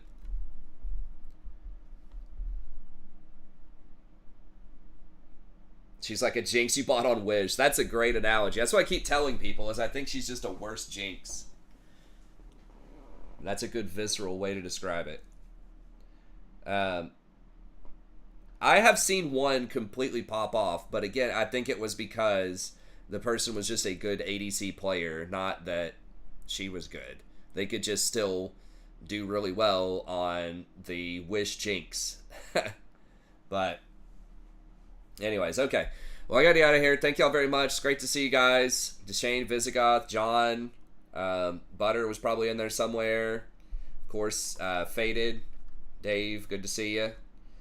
And Enrique, CP. So thank y'all for coming out. I'll probably be back tomorrow, probably a little bit earlier. I am going to have to change my schedule a bit on the weekdays. We'll talk about that coming up. But I do have school that I kind of have to get ready for. And I just really haven't been as productive as I should be. Staying up, late at night on weeknights. I just have, I just kind of want to play with Jason mostly. And that's really the only time I can get him. But we might have to just either try to play with Jason some afternoons if he's available, or just get him on Friday, Saturday, Sunday night. I know. I'm sorry, Dave. I hate that, but I do have to get up in the morning, and like I said, at least on the weekdays, I need to be up, like, doing stuff, cleaning the house, and if I really want to try to get back into grad school for fiction writing, which I do, I think that would be great. Be my easiest way to get a more stable career path is to go to grad school for fiction writing. As ironic as that sounds, if I can get the MFA, then I would at least be eligible to apply for full-time positions at the big university. But yeah, so in order to do that, I have to actually get good at writing. So I need to be writing every day consistently, and I really need to be reading a lot of stuff too. And that's just going to take time. And I need to be awake during the day and productive and not feeling like a zombie. So I probably need to start going to sleep around 11. So I'll probably start trying to stream around like maybe 9:30, something like that on weeknights. And then on the weekends, I can do the like 11:30 or 12. I can read just barely. Dude, I saw something that was crazy. It was like 40-something% of Americans can't like read on a proficient level, whatever that means. And it was like the average reading level is 6th grade or something for Americans. Let me see. I think illiterate.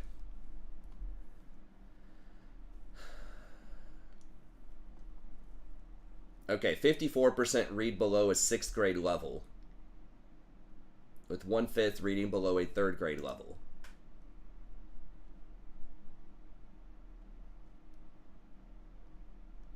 So that's crazy. Around here, they were telling students if they didn't pass this test in 3rd grade, and it was like a, I don't know how hard it is or whatever, it was supposed to determine if the 3rd grader could read at a 3rd grade level, and if you didn't, you were gonna have to you were gonna fail 3rd grade. I'm like, they can't do that. Like, what the hell? And because they said that like half the students didn't pass. I'm like, you can't just, and it's like, will they pass with another year? Maybe, but like, you just can't do that. I don't know what the solution is to that. I mean, you just got to get people to read more and just do the best you can, but just like nobody reads. What everybody reads now is just AI descriptions of things. It was already bad before AI, but everybody's just reading like tweets, descriptions of things, text messages, snaps, all of these like very short term, like doesn't require, focus, and really not that much interpretation.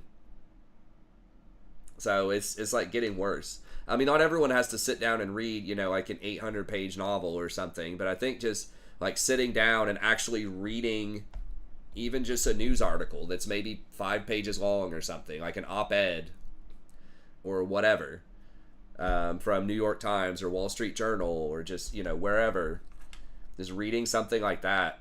But I find myself, I don't even want to read stuff that's that long. I'm like, what's the point here? Like, I like reading novels, but these long op-eds, I mean, if it's really engaging, maybe, but a lot of them, it's just kind of fluffy. But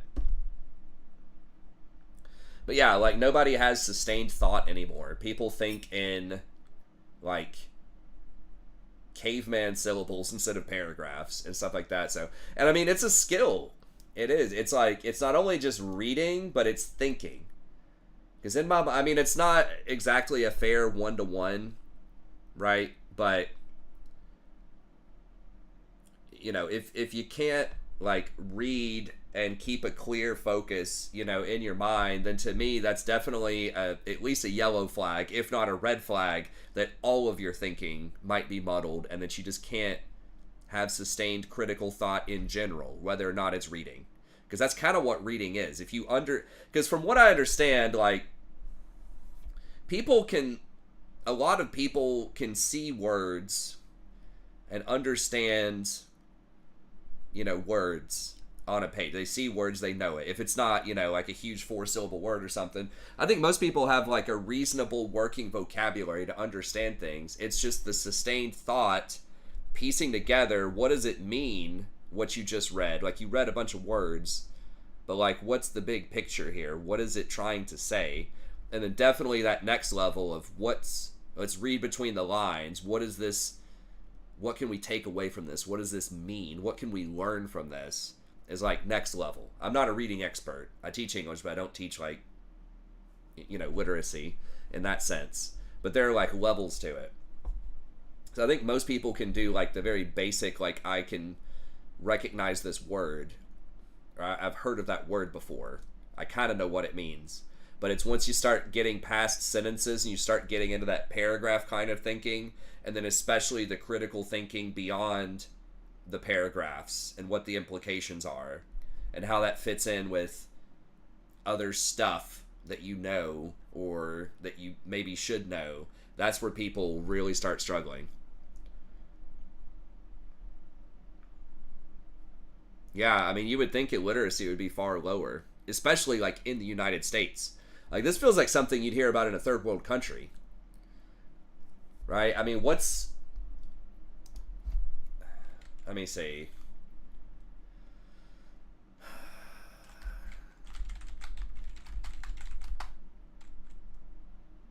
Even just like a second world country. What about like Brazil?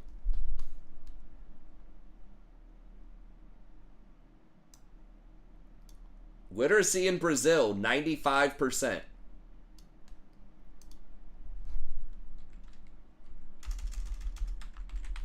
Let's try Mongolia. 99% literacy in Mongolia. Fucking Mongolia is crushing us on literacy. The United States. Kazakhstan. 99% in Kazakhstan. What the fuck? Like, these are thought of as rural, you know, like very like agricultural, maybe not Mongolia, but like Kazakhstan and stuff. Like, this is, yeah, like Asian countries, but this is like Middle Asia, right? Like, this is not China. This is not like India. Nepal. I want to try Somalia. Active war zone, basically run by like tyrants and vigilantes. Probably not even any schools that are functioning. Okay, that's bad. Yeah, Somalia. Okay, that's pushing it too far. Okay, so active war zones. We're beating out active war zones with just like vigilantes and dictator, just whatever. Just pure chaos. We can read better than them. But what is Nepal? I'm not even sure where that is, honestly. 76% in Nepal.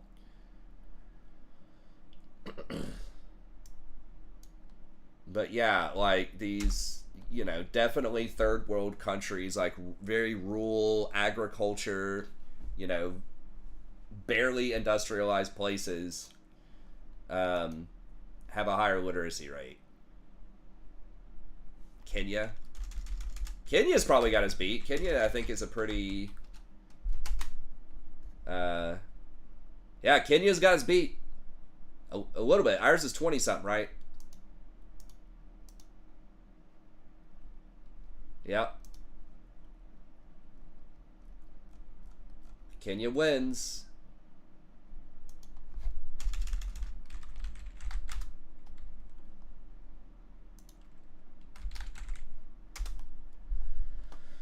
Okay, we're barely beating India.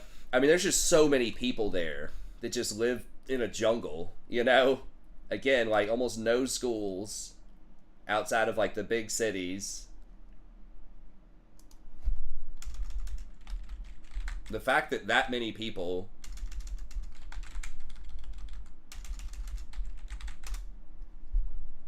...97% in China. I mean, China is basically first world, but... Still, they're like smoking us. But they still, it's a similar situation. Now, who knows if these stats are right? Like, China's statistics are always a little, you know, asterisks by them. But a lot of China is still very poor and lives in the middle of nowhere and makes, like, no money. Like, less than $10,000 a year. That is so stupid. Especially, just think about how much money the U.S. has. The U.S.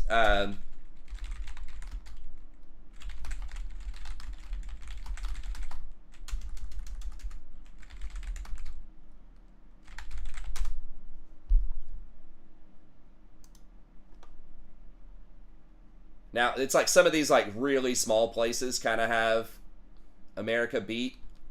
Oh, GDP. No, income.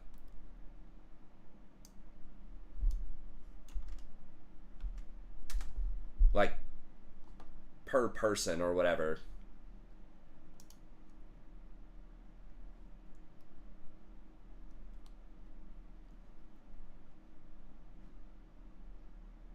That's GDP, but that's not like, what am I looking for? Salary? I don't know how to put it. 25 richest countries in the world. No, they don't make more in Ireland than the US does. There's no way, right?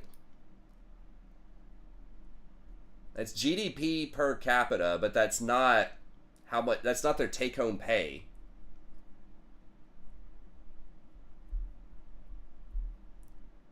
But it's not. No, China's nowhere close. It's shocking. How far China is behind the U.S., considering how much their economy is kind of catching up as far as how much their people actually make.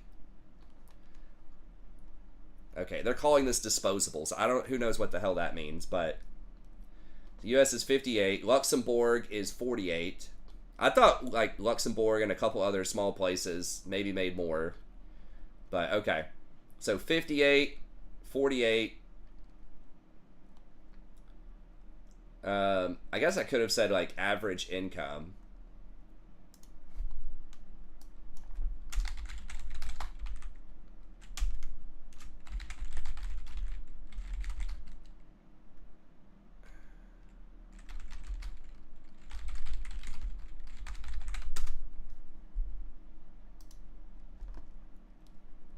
Income, that's what I'm looking for. No. There's no way that's true. There's no way the median income in the United States is $19,000. Unless is it counting people like kids or something? Okay, well that's clearly not right. Yeah, it's like 48. Okay, let me see. Because now I'm curious. Here we go. This is 2021. Okay, so I thought Luxembourg was pretty close. So 48 for America. Luxembourg's 49. Norway's 41. Switzerland, Canada, Austria, Belgium, Iceland, Australia, Denmark, Sweden, New Zealand. Okay, Ireland's 31. Slovenia, Estonia, so basically everywhere in Europe, US, Israel, Japan. It doesn't even get down to China. Wait, no, China's not under 6. Come on. Where is China? I thought China was like 10K per person. Oh, it's calling it disposable income. Maybe they just don't have data on China or something. Anyways, China was like 10K. But my point was, there are some mega rich people in China, but there are a shitload of like mega poor, like people just living out in the middle of nowhere, and they still smoke us on literacy.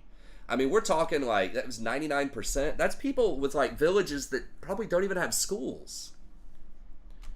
I don't even know, like rainforest and shit villages, because a lot of China is really almost uninhabitable like places, like massive ass deserts and jungles and all that stuff. It's like most of their big cities are all just kind of piled in on the East Coast. Oh my god, it's even worse than I thought. Median disposable household income, $4,500. $4,500.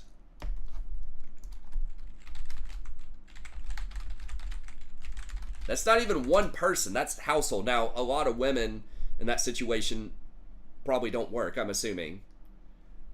Median household income in the United States is $77,000. We have, it's like whatever that number is, 15 times more money or something like that, household income, and they're destroying us on literacy. How does that work? They can't even afford to build schools. They got people out in town square just like, I don't know, writing in the dirt, and they have better literacy than we do. Like, it's truly just ridiculous how terrible our education system is compared to how rich we are, when these places that, you know, have that kind of money are just completely smoking us. Not only on literacy, but I'm sure they are on math and science and stuff like that too.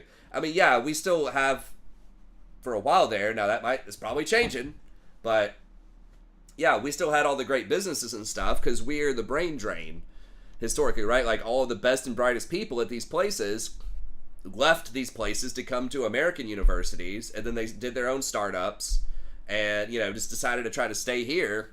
So we were getting all of the really smart people from around the world, and that's how we have made it.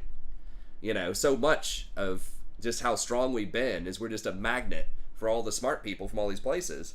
And I mean, that's changing now, and it's going to be bad because we just aren't getting as many homegrown smart people because our education is shit and we don't want to improve it. I mean, there's just no way with that much money you could make an argument that we shouldn't be near the top of education.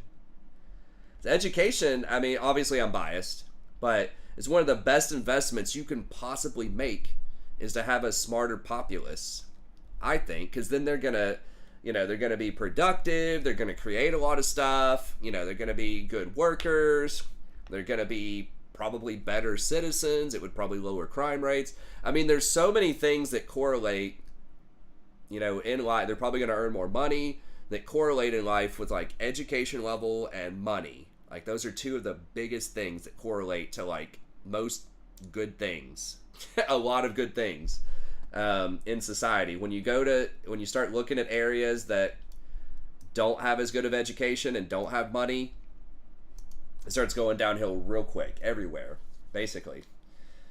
So you get such a good return on your investment just for investing in schools. But the problem is, it's really hard to control people that are smart. That's the issue.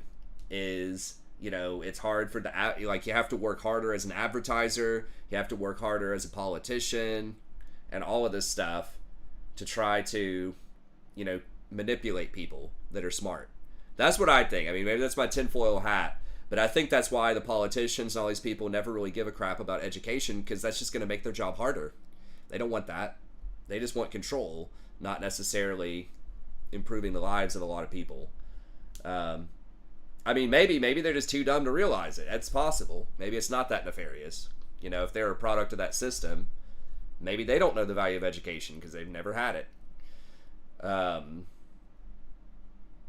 But that's kind of my tinfoil thing, is a lot of people don't pound the table on it. And unfortunately, a lot of parents, it's similar, don't appreciate it because they may not have it.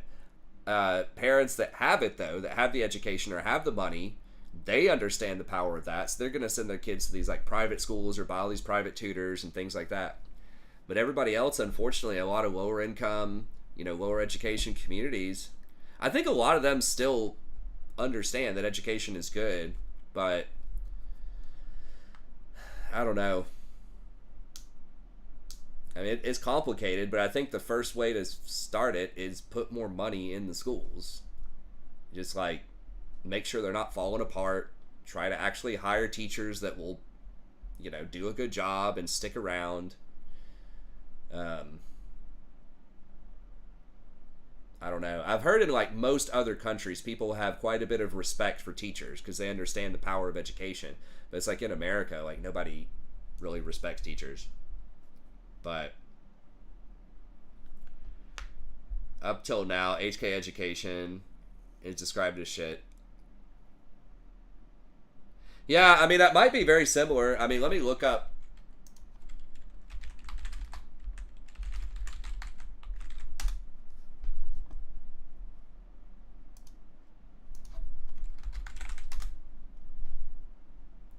You guys are smoking us. I mean, people like to complain everywhere about everything just about and say, oh, you know, and it's always good to want better for your kids regardless, but y'all are smoking us in Hong Kong on literacy. You know, you got 93, 95%. America's only got like 80%. Which is crazy. I think Hong Kong is a pretty well-off area. I don't know for sure as far as like the economics, but I don't know. I mean, we need better education across the world. It's just, to me, it's shocking that a country that is so like insanely rich as the United States doesn't have good education or good healthcare. That's another thing. We're so freaking rich. That's a whole different thing. But why is our healthcare system some of the, just like the laughing stock of the modernized world? Unless you're really wealthy. We have very expensive, cutting-edge designer drugs, cutting-edge designer treatments, and shit like that. So America's probably, if you're a billionaire, it's probably the best place for your healthcare. But if you're just an ordinary person, there's all this shit that just makes it cost way, way more than it should, and it's just ridiculous. It's because so many people are making money off of it. Like, they don't want to fix it. Right? It's the same thing with education. Like I just said, they don't want to fix it because people are making money off of it. All the advertisers, the politicians. It's just the incentives are just fucked up.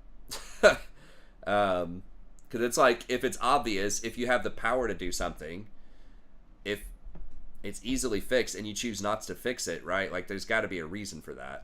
And it's probably, you know, a nefarious reason or a not good reason. I mean, that is true. We do have, now other countries probably have a lot of immigrants too. I mean, that's a good point. The U.S. probably has a decent number of immigrants that may not, you know, speak English. So I don't know how these statistics are gathered. That is a point, but I think a lot of countries are probably multilingual, where there's, you know, different populations that speak different languages. I mean, so that is possible. Again, I'm not an expert on this. I don't know for sure. But the headline statistic is kind of wild. So I don't know if this is people whose native language is English. I would assume that's probably what this is, because it seems very disingenuous to count people whose second language is English as, you know, being part of the literacy. But it feels like that's its own separate thing. So maybe, I mean, National Center for Education Stats, I don't know. That's a good point. I would assume you would not count that. People who are immigrants, like first generation immigrants or whatever, people who didn't grow up, you know, in the U.S., in U.S. schools, exposed to English as kind of the primary language, but I don't know. But either way, it's a problem. And hopefully it's probably not happening anytime soon. The way things are going, hopefully it'll improve. But maybe, who knows, maybe in the next 10 years or something. And I mean, the thing is, this shouldn't even be a partisan issue. Like, everybody should want their kids to be smart, whether it's Democrat, Republican, or whatever. Everybody should, you know, wants better for their kids.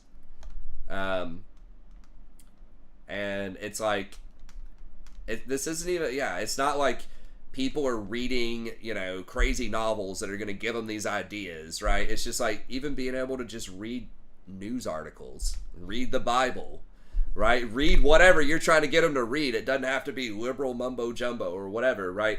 So I think sometimes it's just thought of as education, if anybody talks about it, is like a liberal thing. But it shouldn't be a partisan thing. It should be, everybody should want the populace to be able to read. I mean, another flip side of this, if you're an advertiser, well, I was going to say they can't read, you can't advertise to them, but you can visually with ads, right? Like YouTube and TikTok and stuff. So, I mean, maybe another part of it is if people know how to read and they're reading books, that means they're not watching TikTok as much, you know? Or they're not watching YouTube as much, and that's not good for business. It probably doesn't go that far, but I don't know. It's goofy.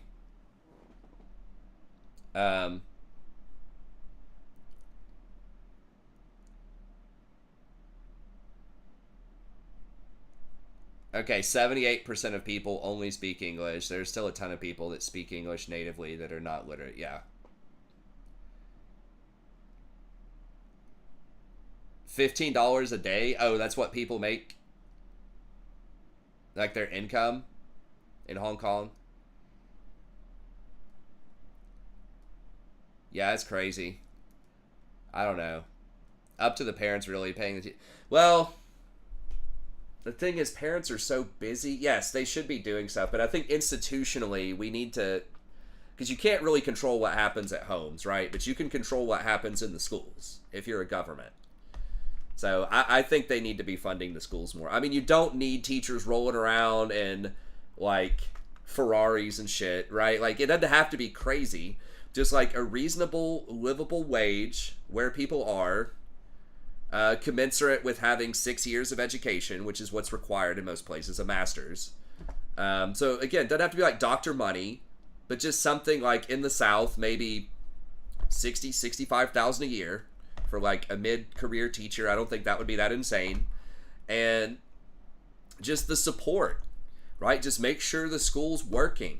Make sure that, teachers are getting good training, that they're not afraid they're going to be shot up in their schools. I mean, that's a much more complicated issue, I guess. But, just trying to help out with safety, help out with, just other things to keep students motivated, right? Like maybe more money for like better enrichment things, after school activities, just more like fun stuff they can do at school.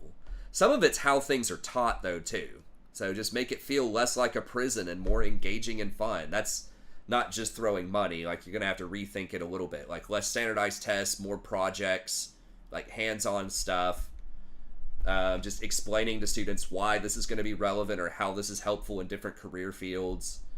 At least starting in high school. Maybe in elementary school that's a little tough, but I don't know. Like, just rethinking it. But I think so much of it just starts with the money. Make sure it's secure. Get good teachers in there with good training. Pay them like a reasonable wage. Again, commensurate with 6 years of college education, which should at least be a little bit above average. I would say one standard deviation above whatever the median income is in an area should probably be fine. Just at least the same as something like a plumber or an HVAC guy or whatever. So, anyways, there's a lot that needs to be done. And you're right, like parents, have a lot to do with it too. Parents should be pushing reading a lot more, but at least the schools should try. And I mean, they are trying. They're trying to do different stuff, but a lot of it, they're just so handcuffed by not having money to do things. And I mean, some of these schools, like these inner city or like really rural schools out in the middle of nowhere, and their parents are strung out on fentanyl, or their parents are in gangs, or whatever. Like, some of it's just mission impossible, right? And maybe in those places, you got to pay teachers a bit more. That's another thing that's really difficult. Like, as part of how the U.S. pays for schools, a lot of times it's not federally funded. There's a little bit, but most of it is from local tax revenue. So that means in areas where there's a lot of poverty, there's not a lot of tax revenue coming in. And 50% of the people aren't working or working minimum wage jobs, there's almost no tax revenue. So those are the places where the schools are falling apart, where there's like holes in the roof and shit. They've got textbooks that are 40 years old and stuff. It's in the poor places because they don't have the tax revenue. Versus in the really rich parts of town, they got all this money for good public schools. But the irony is they probably don't need it as much because they're going to have parents that are engaged. They're going to have parents who can pay for tutors. They're not going to have to deal with, the gangs or the fentanyl or whatever at their house as often, right? So it's just like the rich getting richer and having probably too many resources than what they need in an area for a public school. Versus the really poor places where people really need more money to overcome those challenges at home and in their communities. They're getting even less. So it's like, who's actually getting the money is really like just a terrible system. It should be, statewide, probably at least statewide. And I think a lot of it should be federal too. And it should be at a minimum even distribution between all the schools. And really, you should be rethinking, possibly giving more to troubled schools to help, bump them up to code. So, I don't know, but a bare minimum easiest thing is statewide pool of money, maybe from all the localities, if you want to still make it a local tax, not a state tax or whatever. Pool all the money together and then distribute it evenly across the state. I think that would be a good place to start.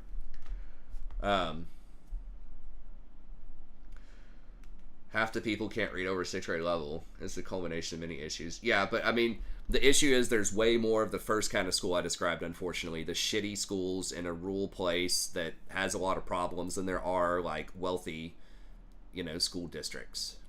Like, I know kind of in the town that I live in, there's one side of town that's good, and the other 3 are various degrees of bad most of the time. There's like there's 3 high schools, public high schools that I know of that are like pretty good. There's one that's like okay. And then the rest are like medium to falling off a cliff. There's probably like maybe 3 medium and then probably like 10 or 15 bad. Yeah, I went to a public school. Unfortunately, it was one of those 3 good ones. There's maybe 4 good ones. It's a handful of good ones. But, my mom had a lot of struggles and challenges growing up, as a single mom, and she had me when she was 18. So it was tough, but she had enough wherewithal when I was going to start school, because we used to live in these, like, projects, basically, until I was 5, subsidized housing. And then when I was 5, she was dating a guy, and my grandparents also chipped in, and then we paid rent and moved over to like the good part of town. It was like basically a cheap apartment in the good part of town so that I could get into the like school systems over there. So that was probably her best move ever, for me, was to get me in a decent public school system. So yeah, I mean, it wasn't super ritzy. It's not like ultra nationally ranked, but it was one of the better ones for that area. And a lot of parents don't even think about this. And I know because of the real estate prices. Like, you'll see some stuff that's zoned for what I know is a shit school from, growing up around this area. Like, a pretty bad school system, but it costs almost the exact same as a similar type house in the good school system. People just don't know, or they don't care about the public schools. So, I don't know. Again, if it's the same type of house, that the school system doesn't really seem to matter. So, word of the wise, if you're ever out there shopping, guys, in the U.S., take a look at the school systems. There are other factors as well, but if you're thinking about having kids and you get your kids in a good public school system, it's a very, very big deal. It's also, a lot of success in schools is who they associate with, right? Who are their friends? What are they doing? Right? And in those type of school systems, it's more likely you're going to have friends that are trying to read, that are trying to do well in their classes. You can join a sports team, and, it's going to just be a more wholesome kind of atmosphere, right? Versus if you're in a troubled school, there's going to be more kids doing drugs. There's going to be more kids, who don't care about school for whatever reason. Which, again, it's not necessarily the kids' fault. A lot of them have a lot of stuff on their plate, like I said before, and it's just really tough. But it is what it is. And I see some people, they will go to get a house with a shitty public school, and then they'll just send their kid to private school. And I'm like, adding it up, it's like, okay, so 12 years of that, you're paying $25,000 for private school. That's whatever, $300,000 for 12 years in a private school. It's like, you could have just bought $300,000 more in house if you wanted to in the better part of town and just sent them through the public school. Because, I mean, it depends on the private school. Some of them are really good, but I don't know. If you're in a decent public school, unless you're trying to network and hobnob and, go to Harvard, and it's like a really good, renowned private school, it's costing way more than $25,000 a year, if that's probably the case. I don't know. I just don't think it's worth it. It depends on the private school. And if people want to do it for religious reasons or whatever, that's fine. But if it's just like, I want to avoid a bad public school, it's like, just get a better house in a better part of town. They're not going to charge you more. People don't respect the school system when they price the houses. You could easily, snap up a similar house in a better zoned place most of the time and just save a shitload of money off private school. But literate in 2 languages, that's right. Or just just move out to Kazakhstan and just ensure you get a better education. That's always a plan.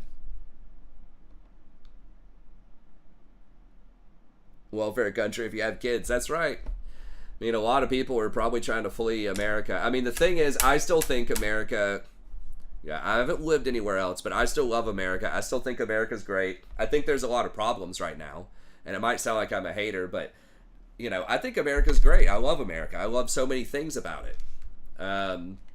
Historically, even though there's a lot of not great stuff that's been going on in the last, 10 or 15 years, I still think it's great. I think it's a great place. I think we can fix this. I think it's fixable. It's just people have to wake up and fix it because it gets too late.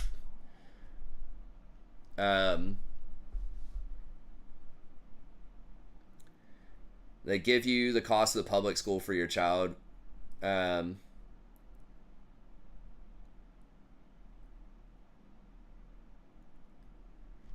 Yeah, exactly. I mean, it's just, I don't know.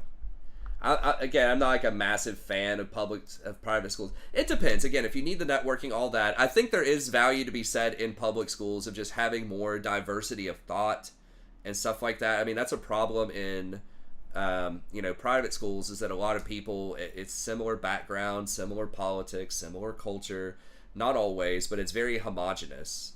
And I think it's just a lot better to face other, again, like culture, whatever that means, right? In terms of politics, learn how to interact with people of different politics, different, races, nationalities, just different personality types. Just having that kind of diversity of experiences, I think, is helpful in a lot of ways. Now, I'm not saying I would not drop my daughter in a troubled school around here just for the sake of a diverse education, right? But, I think there's a happy medium where, because, I had that. I had some friends that were drug dealers, growing up. They were a little rough around the edges sometimes, occasionally, but I had a lot of fun. We joked around. We had a great time. I never personally smoked or did any drugs, but, it was a lot of fun hanging out with those guys. And I would have never seen them if I went to a private school. But then I had some kids who could have gone to a private school. They were also my good friends, but their parents chose to send them to a public school. And, they were aristocratic kids and the preppy kids.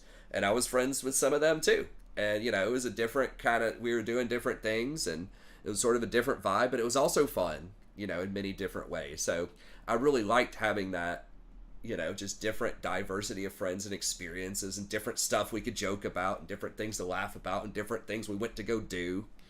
It was fun, right? With, the more aristocratic people, we might go out on the lake and do stuff on one of their boats or, whatever. With the, rougher side of the tracks or whatever, rough around the edges people, we'd play some basketball or football in the backyard or whatever. And I thought that was cool. But it depends. There are reasons people like to go to private schools, so I don't want to hate on it too much, but I think sometimes people just immediately just think that all public schools are bad and they just want to send their kid to private, and it's like, well, it depends. I mean, if money's no object, right? If you make $1 million a year, $25,000 is nothing, right?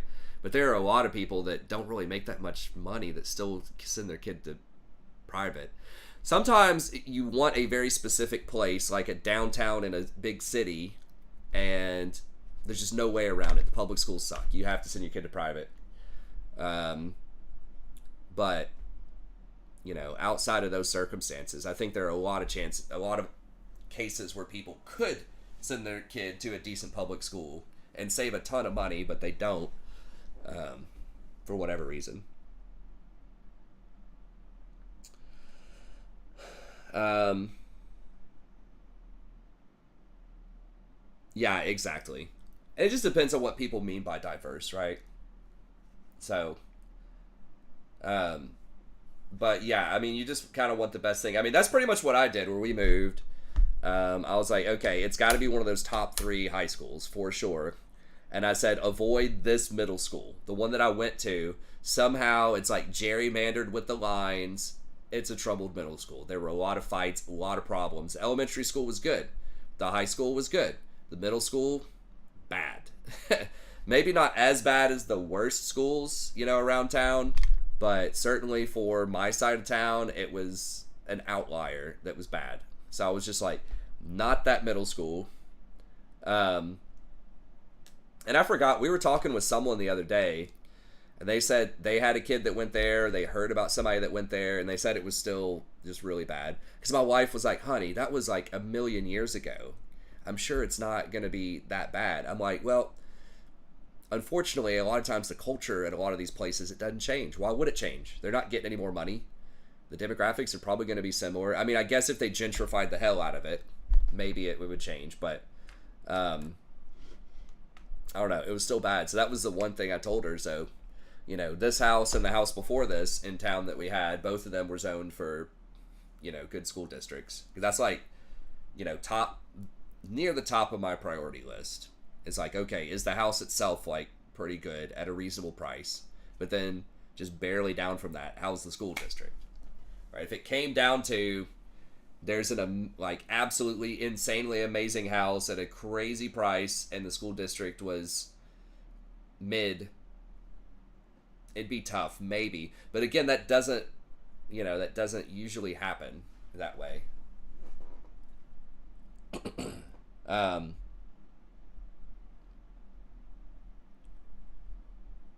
You could have a fund for your kid until they're of age for private school, so it wouldn't seem like a lot. Well, the problem is you have to pay for it immediately, right? Like as soon as your kid's 5, if you start them in private school, in elementary school, it's not like college. Like college, you got 18 years to try to save up from when you have the kid. Like you would have to already have a bunch of shit saved by the time you even have kids. Unless, again, you're making a ton of money. But I think for most people in America, even people probably doing okay, an extra expense of $25,000 a year is a lot. I mean, our daycare right now is $15,000, and that's a lot. That's a crazy amount.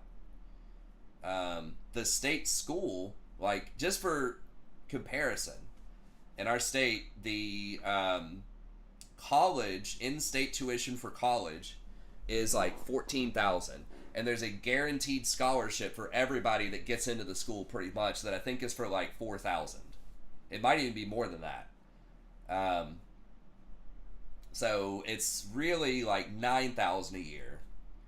So the going to a private like elementary school, middle school, high school is almost triple what it costs to go to college here. The daycare is almost double what it costs to go to college effectively here. So it was expensive. It's expensive. The college is actually very affordable, and it's a great school, I think. I mean, ranking, I don't know. It's probably ranked 60 or 70 nationally, but so the ranking is not caught up with the value of the school. I think it's an extremely good school. It does have very good programs. Like, it's just a huge school. But like some stuff, like their logistics is ranked 8th in the country. There's like some engineering stuff that's highly ranked. There's some agriculture stuff that's highly ranked. But I think it's a really good school. I've taught there for a long time. I've taught at a couple other schools, and it's the best one for a wide variety of reasons. Go hybrid, public and private.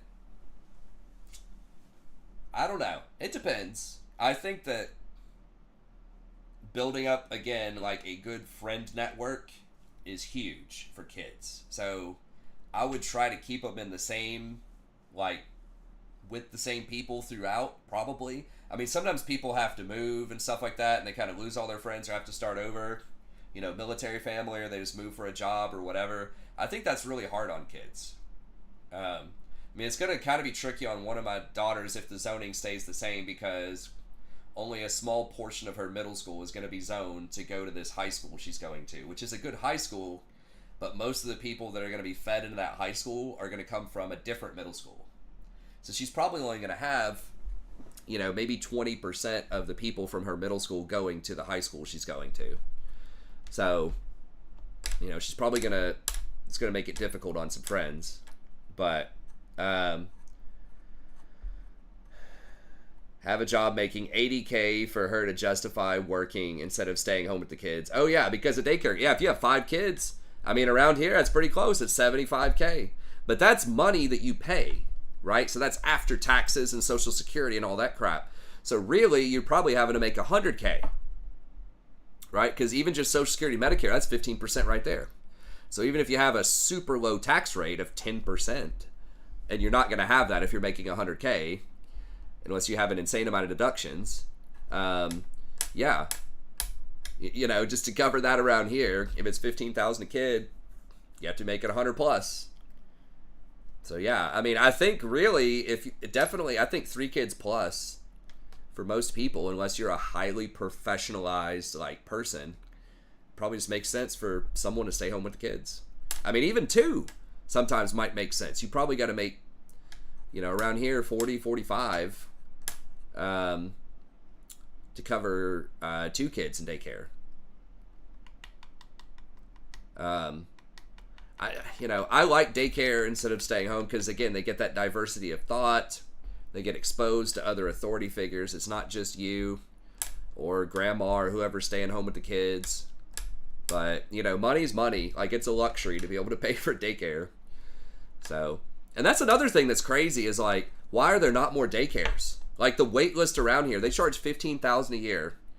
And this is like, it's a nice daycare, but there's a wait list of, like, over a year here. Like, people still can't find a spot, even if they're willing to pay that much. It's like, why can't they just open more daycares? It's like crazy demand. You guys want to open a business, open a daycare. There's insane demand always. They don't pay their people very much either, which is wild. I don't know what they pay, but they can't retain staff. I'm like, how much do y'all need to charge? Like, if you're paying a daycare worker even just like $20 an hour, they probably don't make that much. That's $40K a year. And I think one daycare worker can watch 9 kids by law. If there's 9 kids and it's $15,000 each, that's what, $135,000? And you're only paying 40? Is that right? Yeah, 135. You're only paying 40. So, you know, on paper, you're making, what, 95K per teacher per year in, you know, net or whatever, gross profit. Now, yes, they have to pay overhead. They have to pay, probably insurance is pretty high. I don't know. Like, they got to pay stuff, but it's like, surely there has to be a way to make that work money-wise. I don't know. I'd have to look it up, but surely there's a way to make that work. I think it's just greedy. I don't know. But it's just one of those things where it's like impossibly expensive, but it's impossibly like you can never fulfill the demand. It's kind of like healthcare. Healthcare is absurd. No one can afford it, but everybody needs it. So, but healthcare, they just keep jacking up the prices, and people will just pay for it or not, I guess, and just die with $200,000 in medical debt.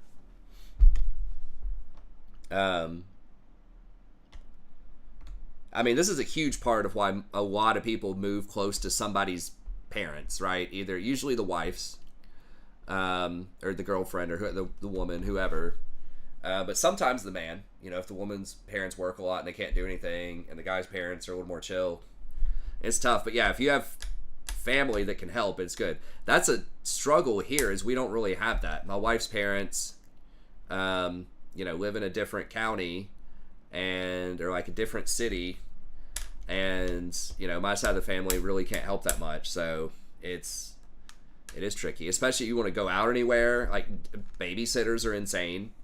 You know, it's like $23 an hour to watch both kids. So it's like, even if you just want to go out and hang out, you know, have dinner with some friends, you're looking at, you know, minimum $70 extra on top of your normal tab. That's just 3 hours. That's including like a commute there and back. you barely have time to even sit down and like finish the dinner, and then you're gone. Yeah, just everything about kids is very expensive.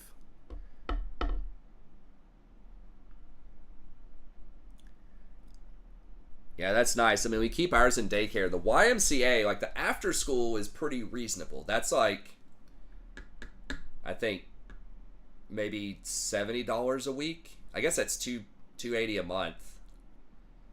Yeah, that's reasonable. The daycare that my youngest one is in is like $350 a week. But yeah, like 70 a week is pretty reasonable, and that's like the after school. Once they get into public school, then you actually save a lot of money if you don't send them to private. You'll be like, oh my god, once you get them out of daycare and get them into public school. But yeah, everything else, just kids are just very, very expensive.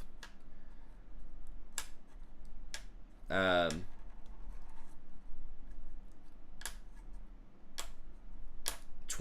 of Americans are millionaires? Let me see.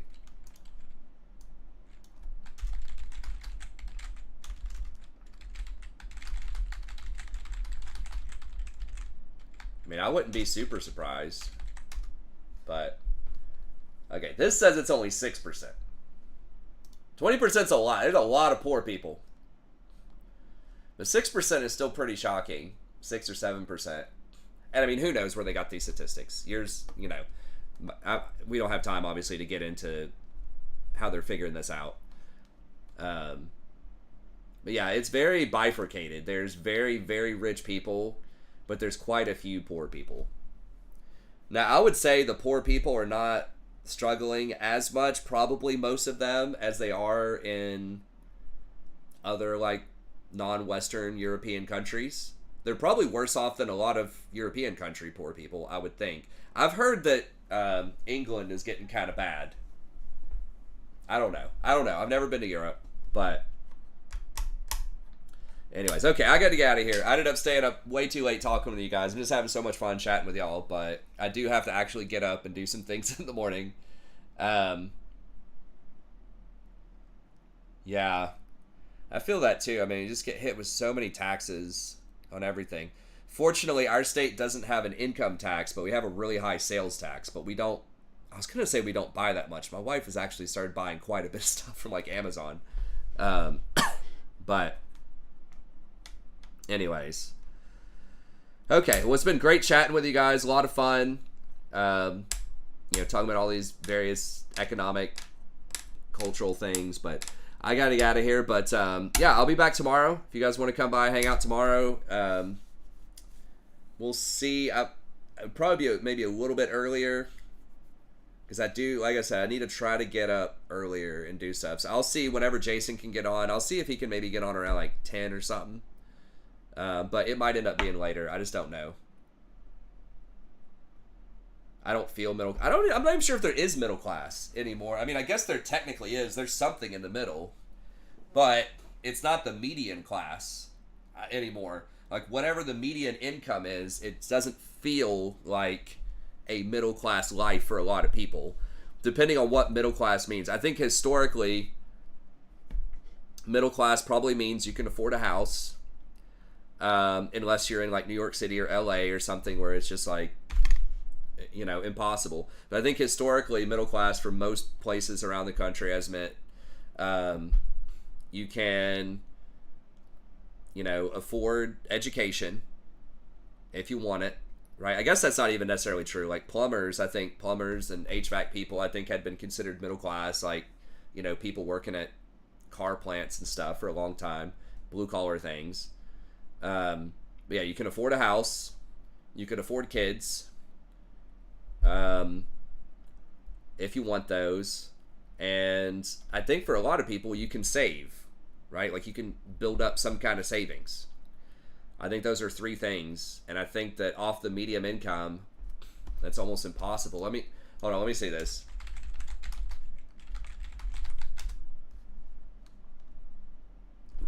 Really? 39K. I guess that's for an individual, not a household. Oh, let's say you're definitely not affording a house with that. Like you have to be married or have a roommate or a co-signer or something for a house. Because let me see. I think is it like 420? 435 median house.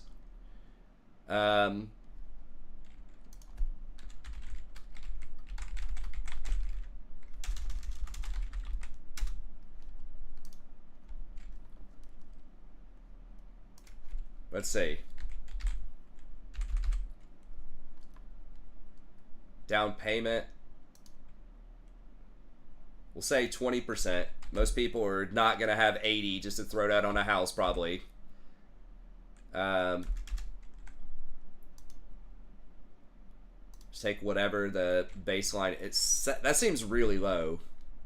I guess it's dropped in the last few days. Let's call it 6.5.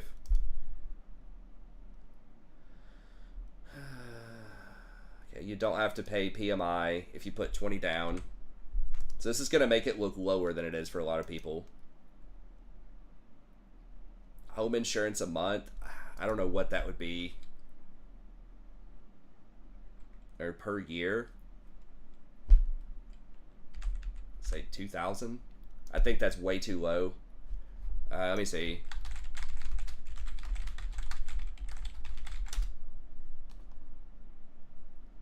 Okay, 2,000 per year.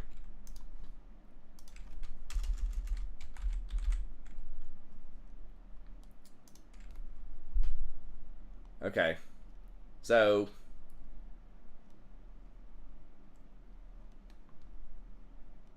total monthly payment 2,600. I thought it was going to be more than that. That's still 2,600 a year. Wait.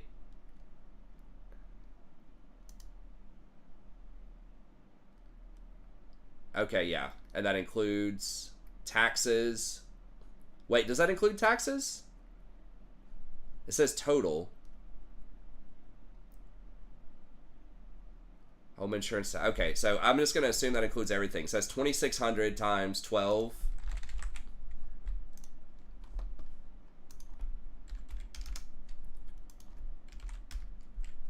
$31,200. So the median income was 39.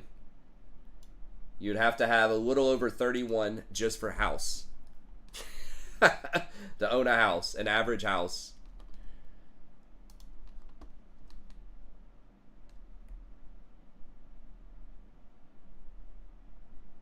No, it's all good. I do need to go to sleep, but I'm like interested now. I've seen there are all kinds of YouTube videos about can you actually live, you know, in America on the average like income. And the answer is, as an individual, probably not. I mean, even with rent, $1,000 rent, which is like a 1-bedroom in the bad part of town, probably around here, and this is not even a really, again, a fancy or expensive place. You can find houses for half that. I mean, you could find like some decent little starter homes and stuff. That's true. I mean, I'm saying the medium house. If you got a starter home that was like maybe $200K. 200 would be tough around here. You'd have to put money in repairs and shit for that, probably. Or I kind of want to look up, but I can't do that on stream, like what the average houses are. I have looked around here before, but you know, if it was $250,000, that would bring it down to 1,600. So that would still be what, 1,672 times 12. That'd still be 20K. That'd be over half your money. I mean, a general rule of thumb, they say, is you don't want to spend more than 1/3 of your income on housing. It's like the typical guidelines, but it's like, you know, 1/3 of the average income at 40 is going to be what, 13,000? So, I mean, you would literally only be able to afford like $1,000 a month, which would be like, I don't even know, $150,000 house.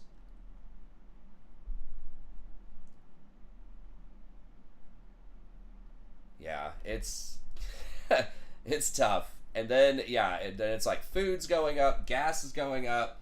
Just God, cars are so expensive. One thing, like a catalytic converter broke on my mom's car, and it was like $1,500 to fix it.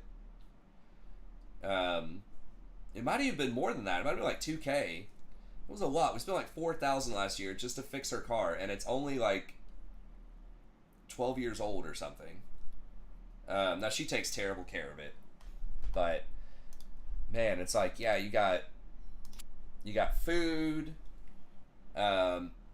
gas, car, insurance, health insurance, car insurance, house insurance, yeah, any kind of debt, like student debt, hospital bills, just anything. And then you got housing. I mean, I don't know, but it's impossible. You basically, you have to either be married or you have to have 2 or 3 roommates.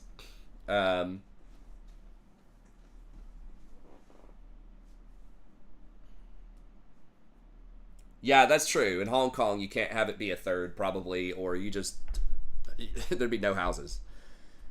Around here, they say try to make it a third, but, you know, increasingly that's becoming almost impossible. But yeah, I mean, you just really, that's why so many people hate on these kids, like, moving back in with their parents. I'm like, what the fuck are they supposed to do? Like, they can't live anywhere. Unless, again, you're, like, piling people into an apartment. I mean, pretty soon, it's like you're not even going to be able to, like, have your own bedroom and afford it. It's going to be like you're going to have a 2-bedroom with 4 people. And they're just going to, like, bust out the bunk beds or shit in these rooms. I guess you're going to have 2 different twin beds. It's going to be like a dorm, right? You're going to have 2 different, like, twin beds in a bedroom. Dude, there's one house near where we used to live where there's always, it's like a pretty small house, probably like 1,000 square feet, maybe 2 bedrooms, maybe, looking at it from the road, and there's like 12 cars over there constantly. I'm like, dude, I think that would just be hilarious. I'm like, they have to have like 2 bedrooms with like 3 bunk beds in each one, like 6 people per room living in here.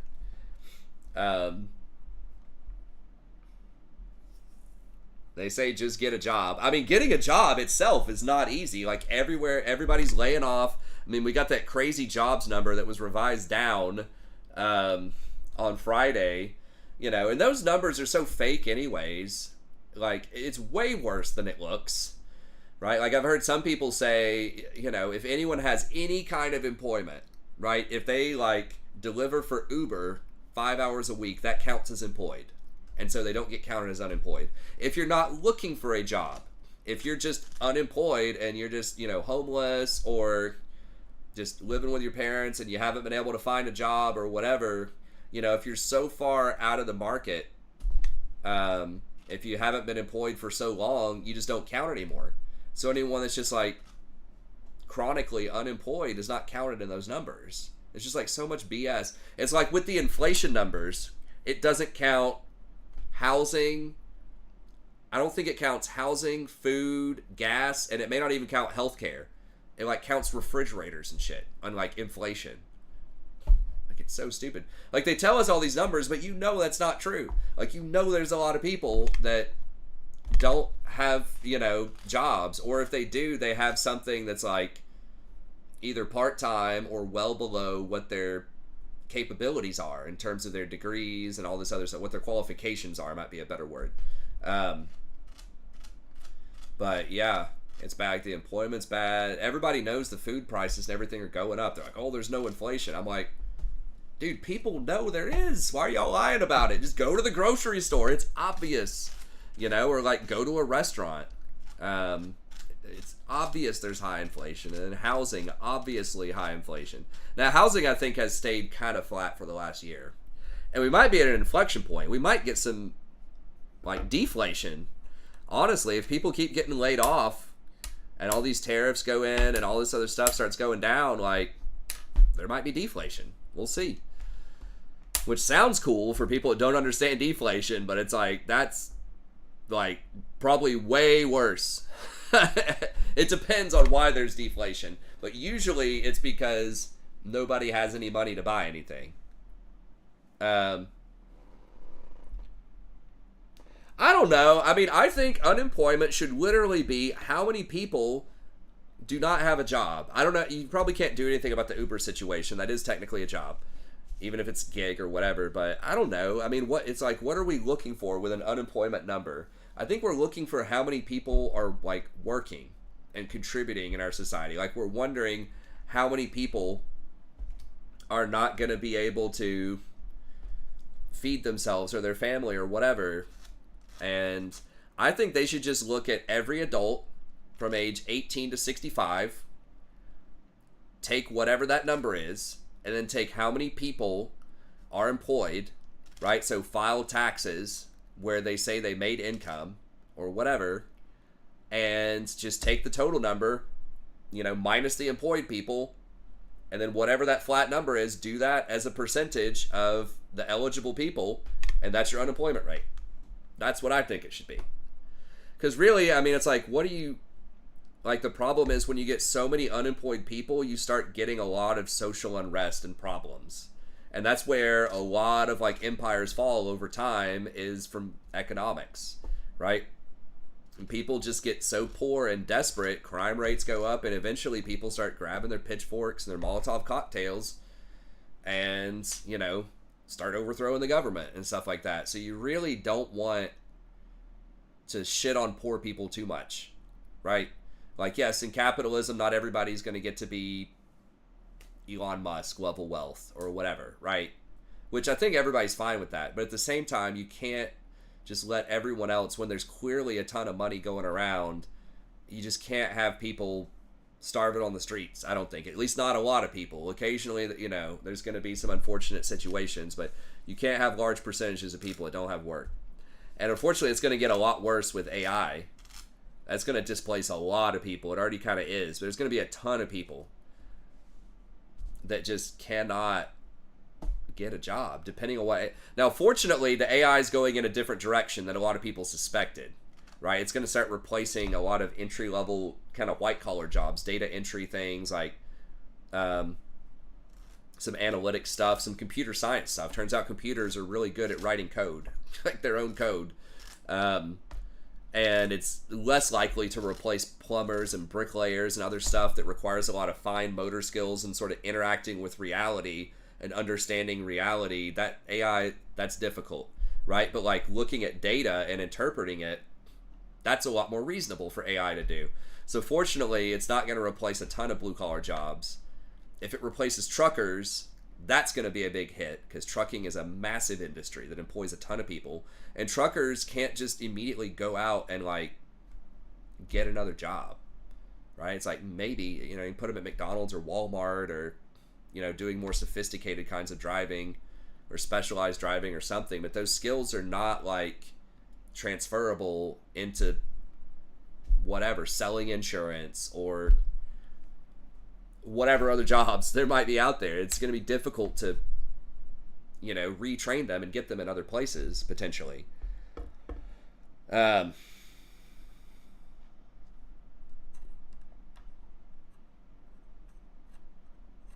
mean, that's true too. Like, no system's going to be perfect. I just feel like the current system, there's just too much manipulation, and they know that. Everybody wants the number to look good, right? For the market to go up. Politicians want it to look good. Everybody looks good. But the problem is when you start fucking with the numbers so much and everybody knows they're messed up, like that's not accurate, then people just stop trusting the numbers to reference what they think they should reference. But I mean, you're right. It's obviously very complicated. I mean, obviously I'm not an economist, so maybe there's really good, valid, scholarly reasons why they do it the way they do it. But to me, it just seems inauthentic. A lot of it does, in terms of like, is the data telling people what people want to hear? It's like, oh, the unemployment rate is 4% or something. I'm like, is it? 96% of the people are like earning, okay income, living life and stuff like that. I'm like, I don't know. So I feel like there's at least, how much of the population is like literally unhoused? I don't know what you would search for it.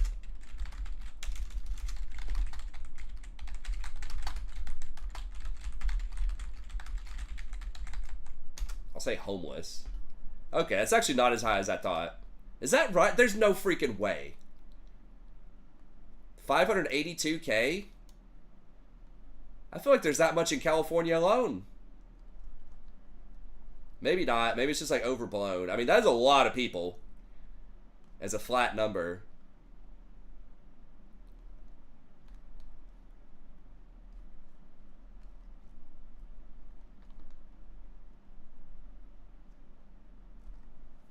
Okay. Yeah, I get it. That totally makes sense.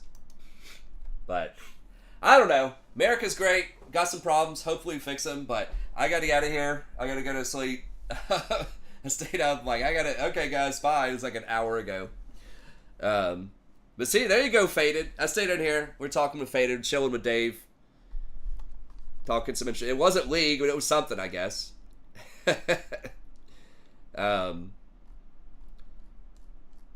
But anyways, okay, I gotta get out. So thank y'all very much. I'll be back tomorrow. Again, it kind of depends on when Jason can get on. I would like to start getting on earlier. Like I said, I really have to get my sleep schedule back on track and actually have to be a productive citizen and get shit done.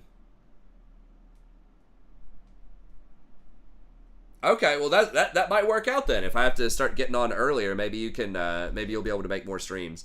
So I said earlier, I don't remember if you were here, but I think I'm going to change my times, like maybe Monday through Thursday to something like 9 p.m. There you go. Because, yeah, I really should not be staying up as late. I love playing with Jason. That's the main reason I stay up, but then I have to get up at like 7 and take the kids in, and I usually only end up getting like 4 hours of sleep, and then I have to try to sleep in the middle of the day. But it's just never like efficient. I feel like when I chop my sleep like that, I need like 10 hours.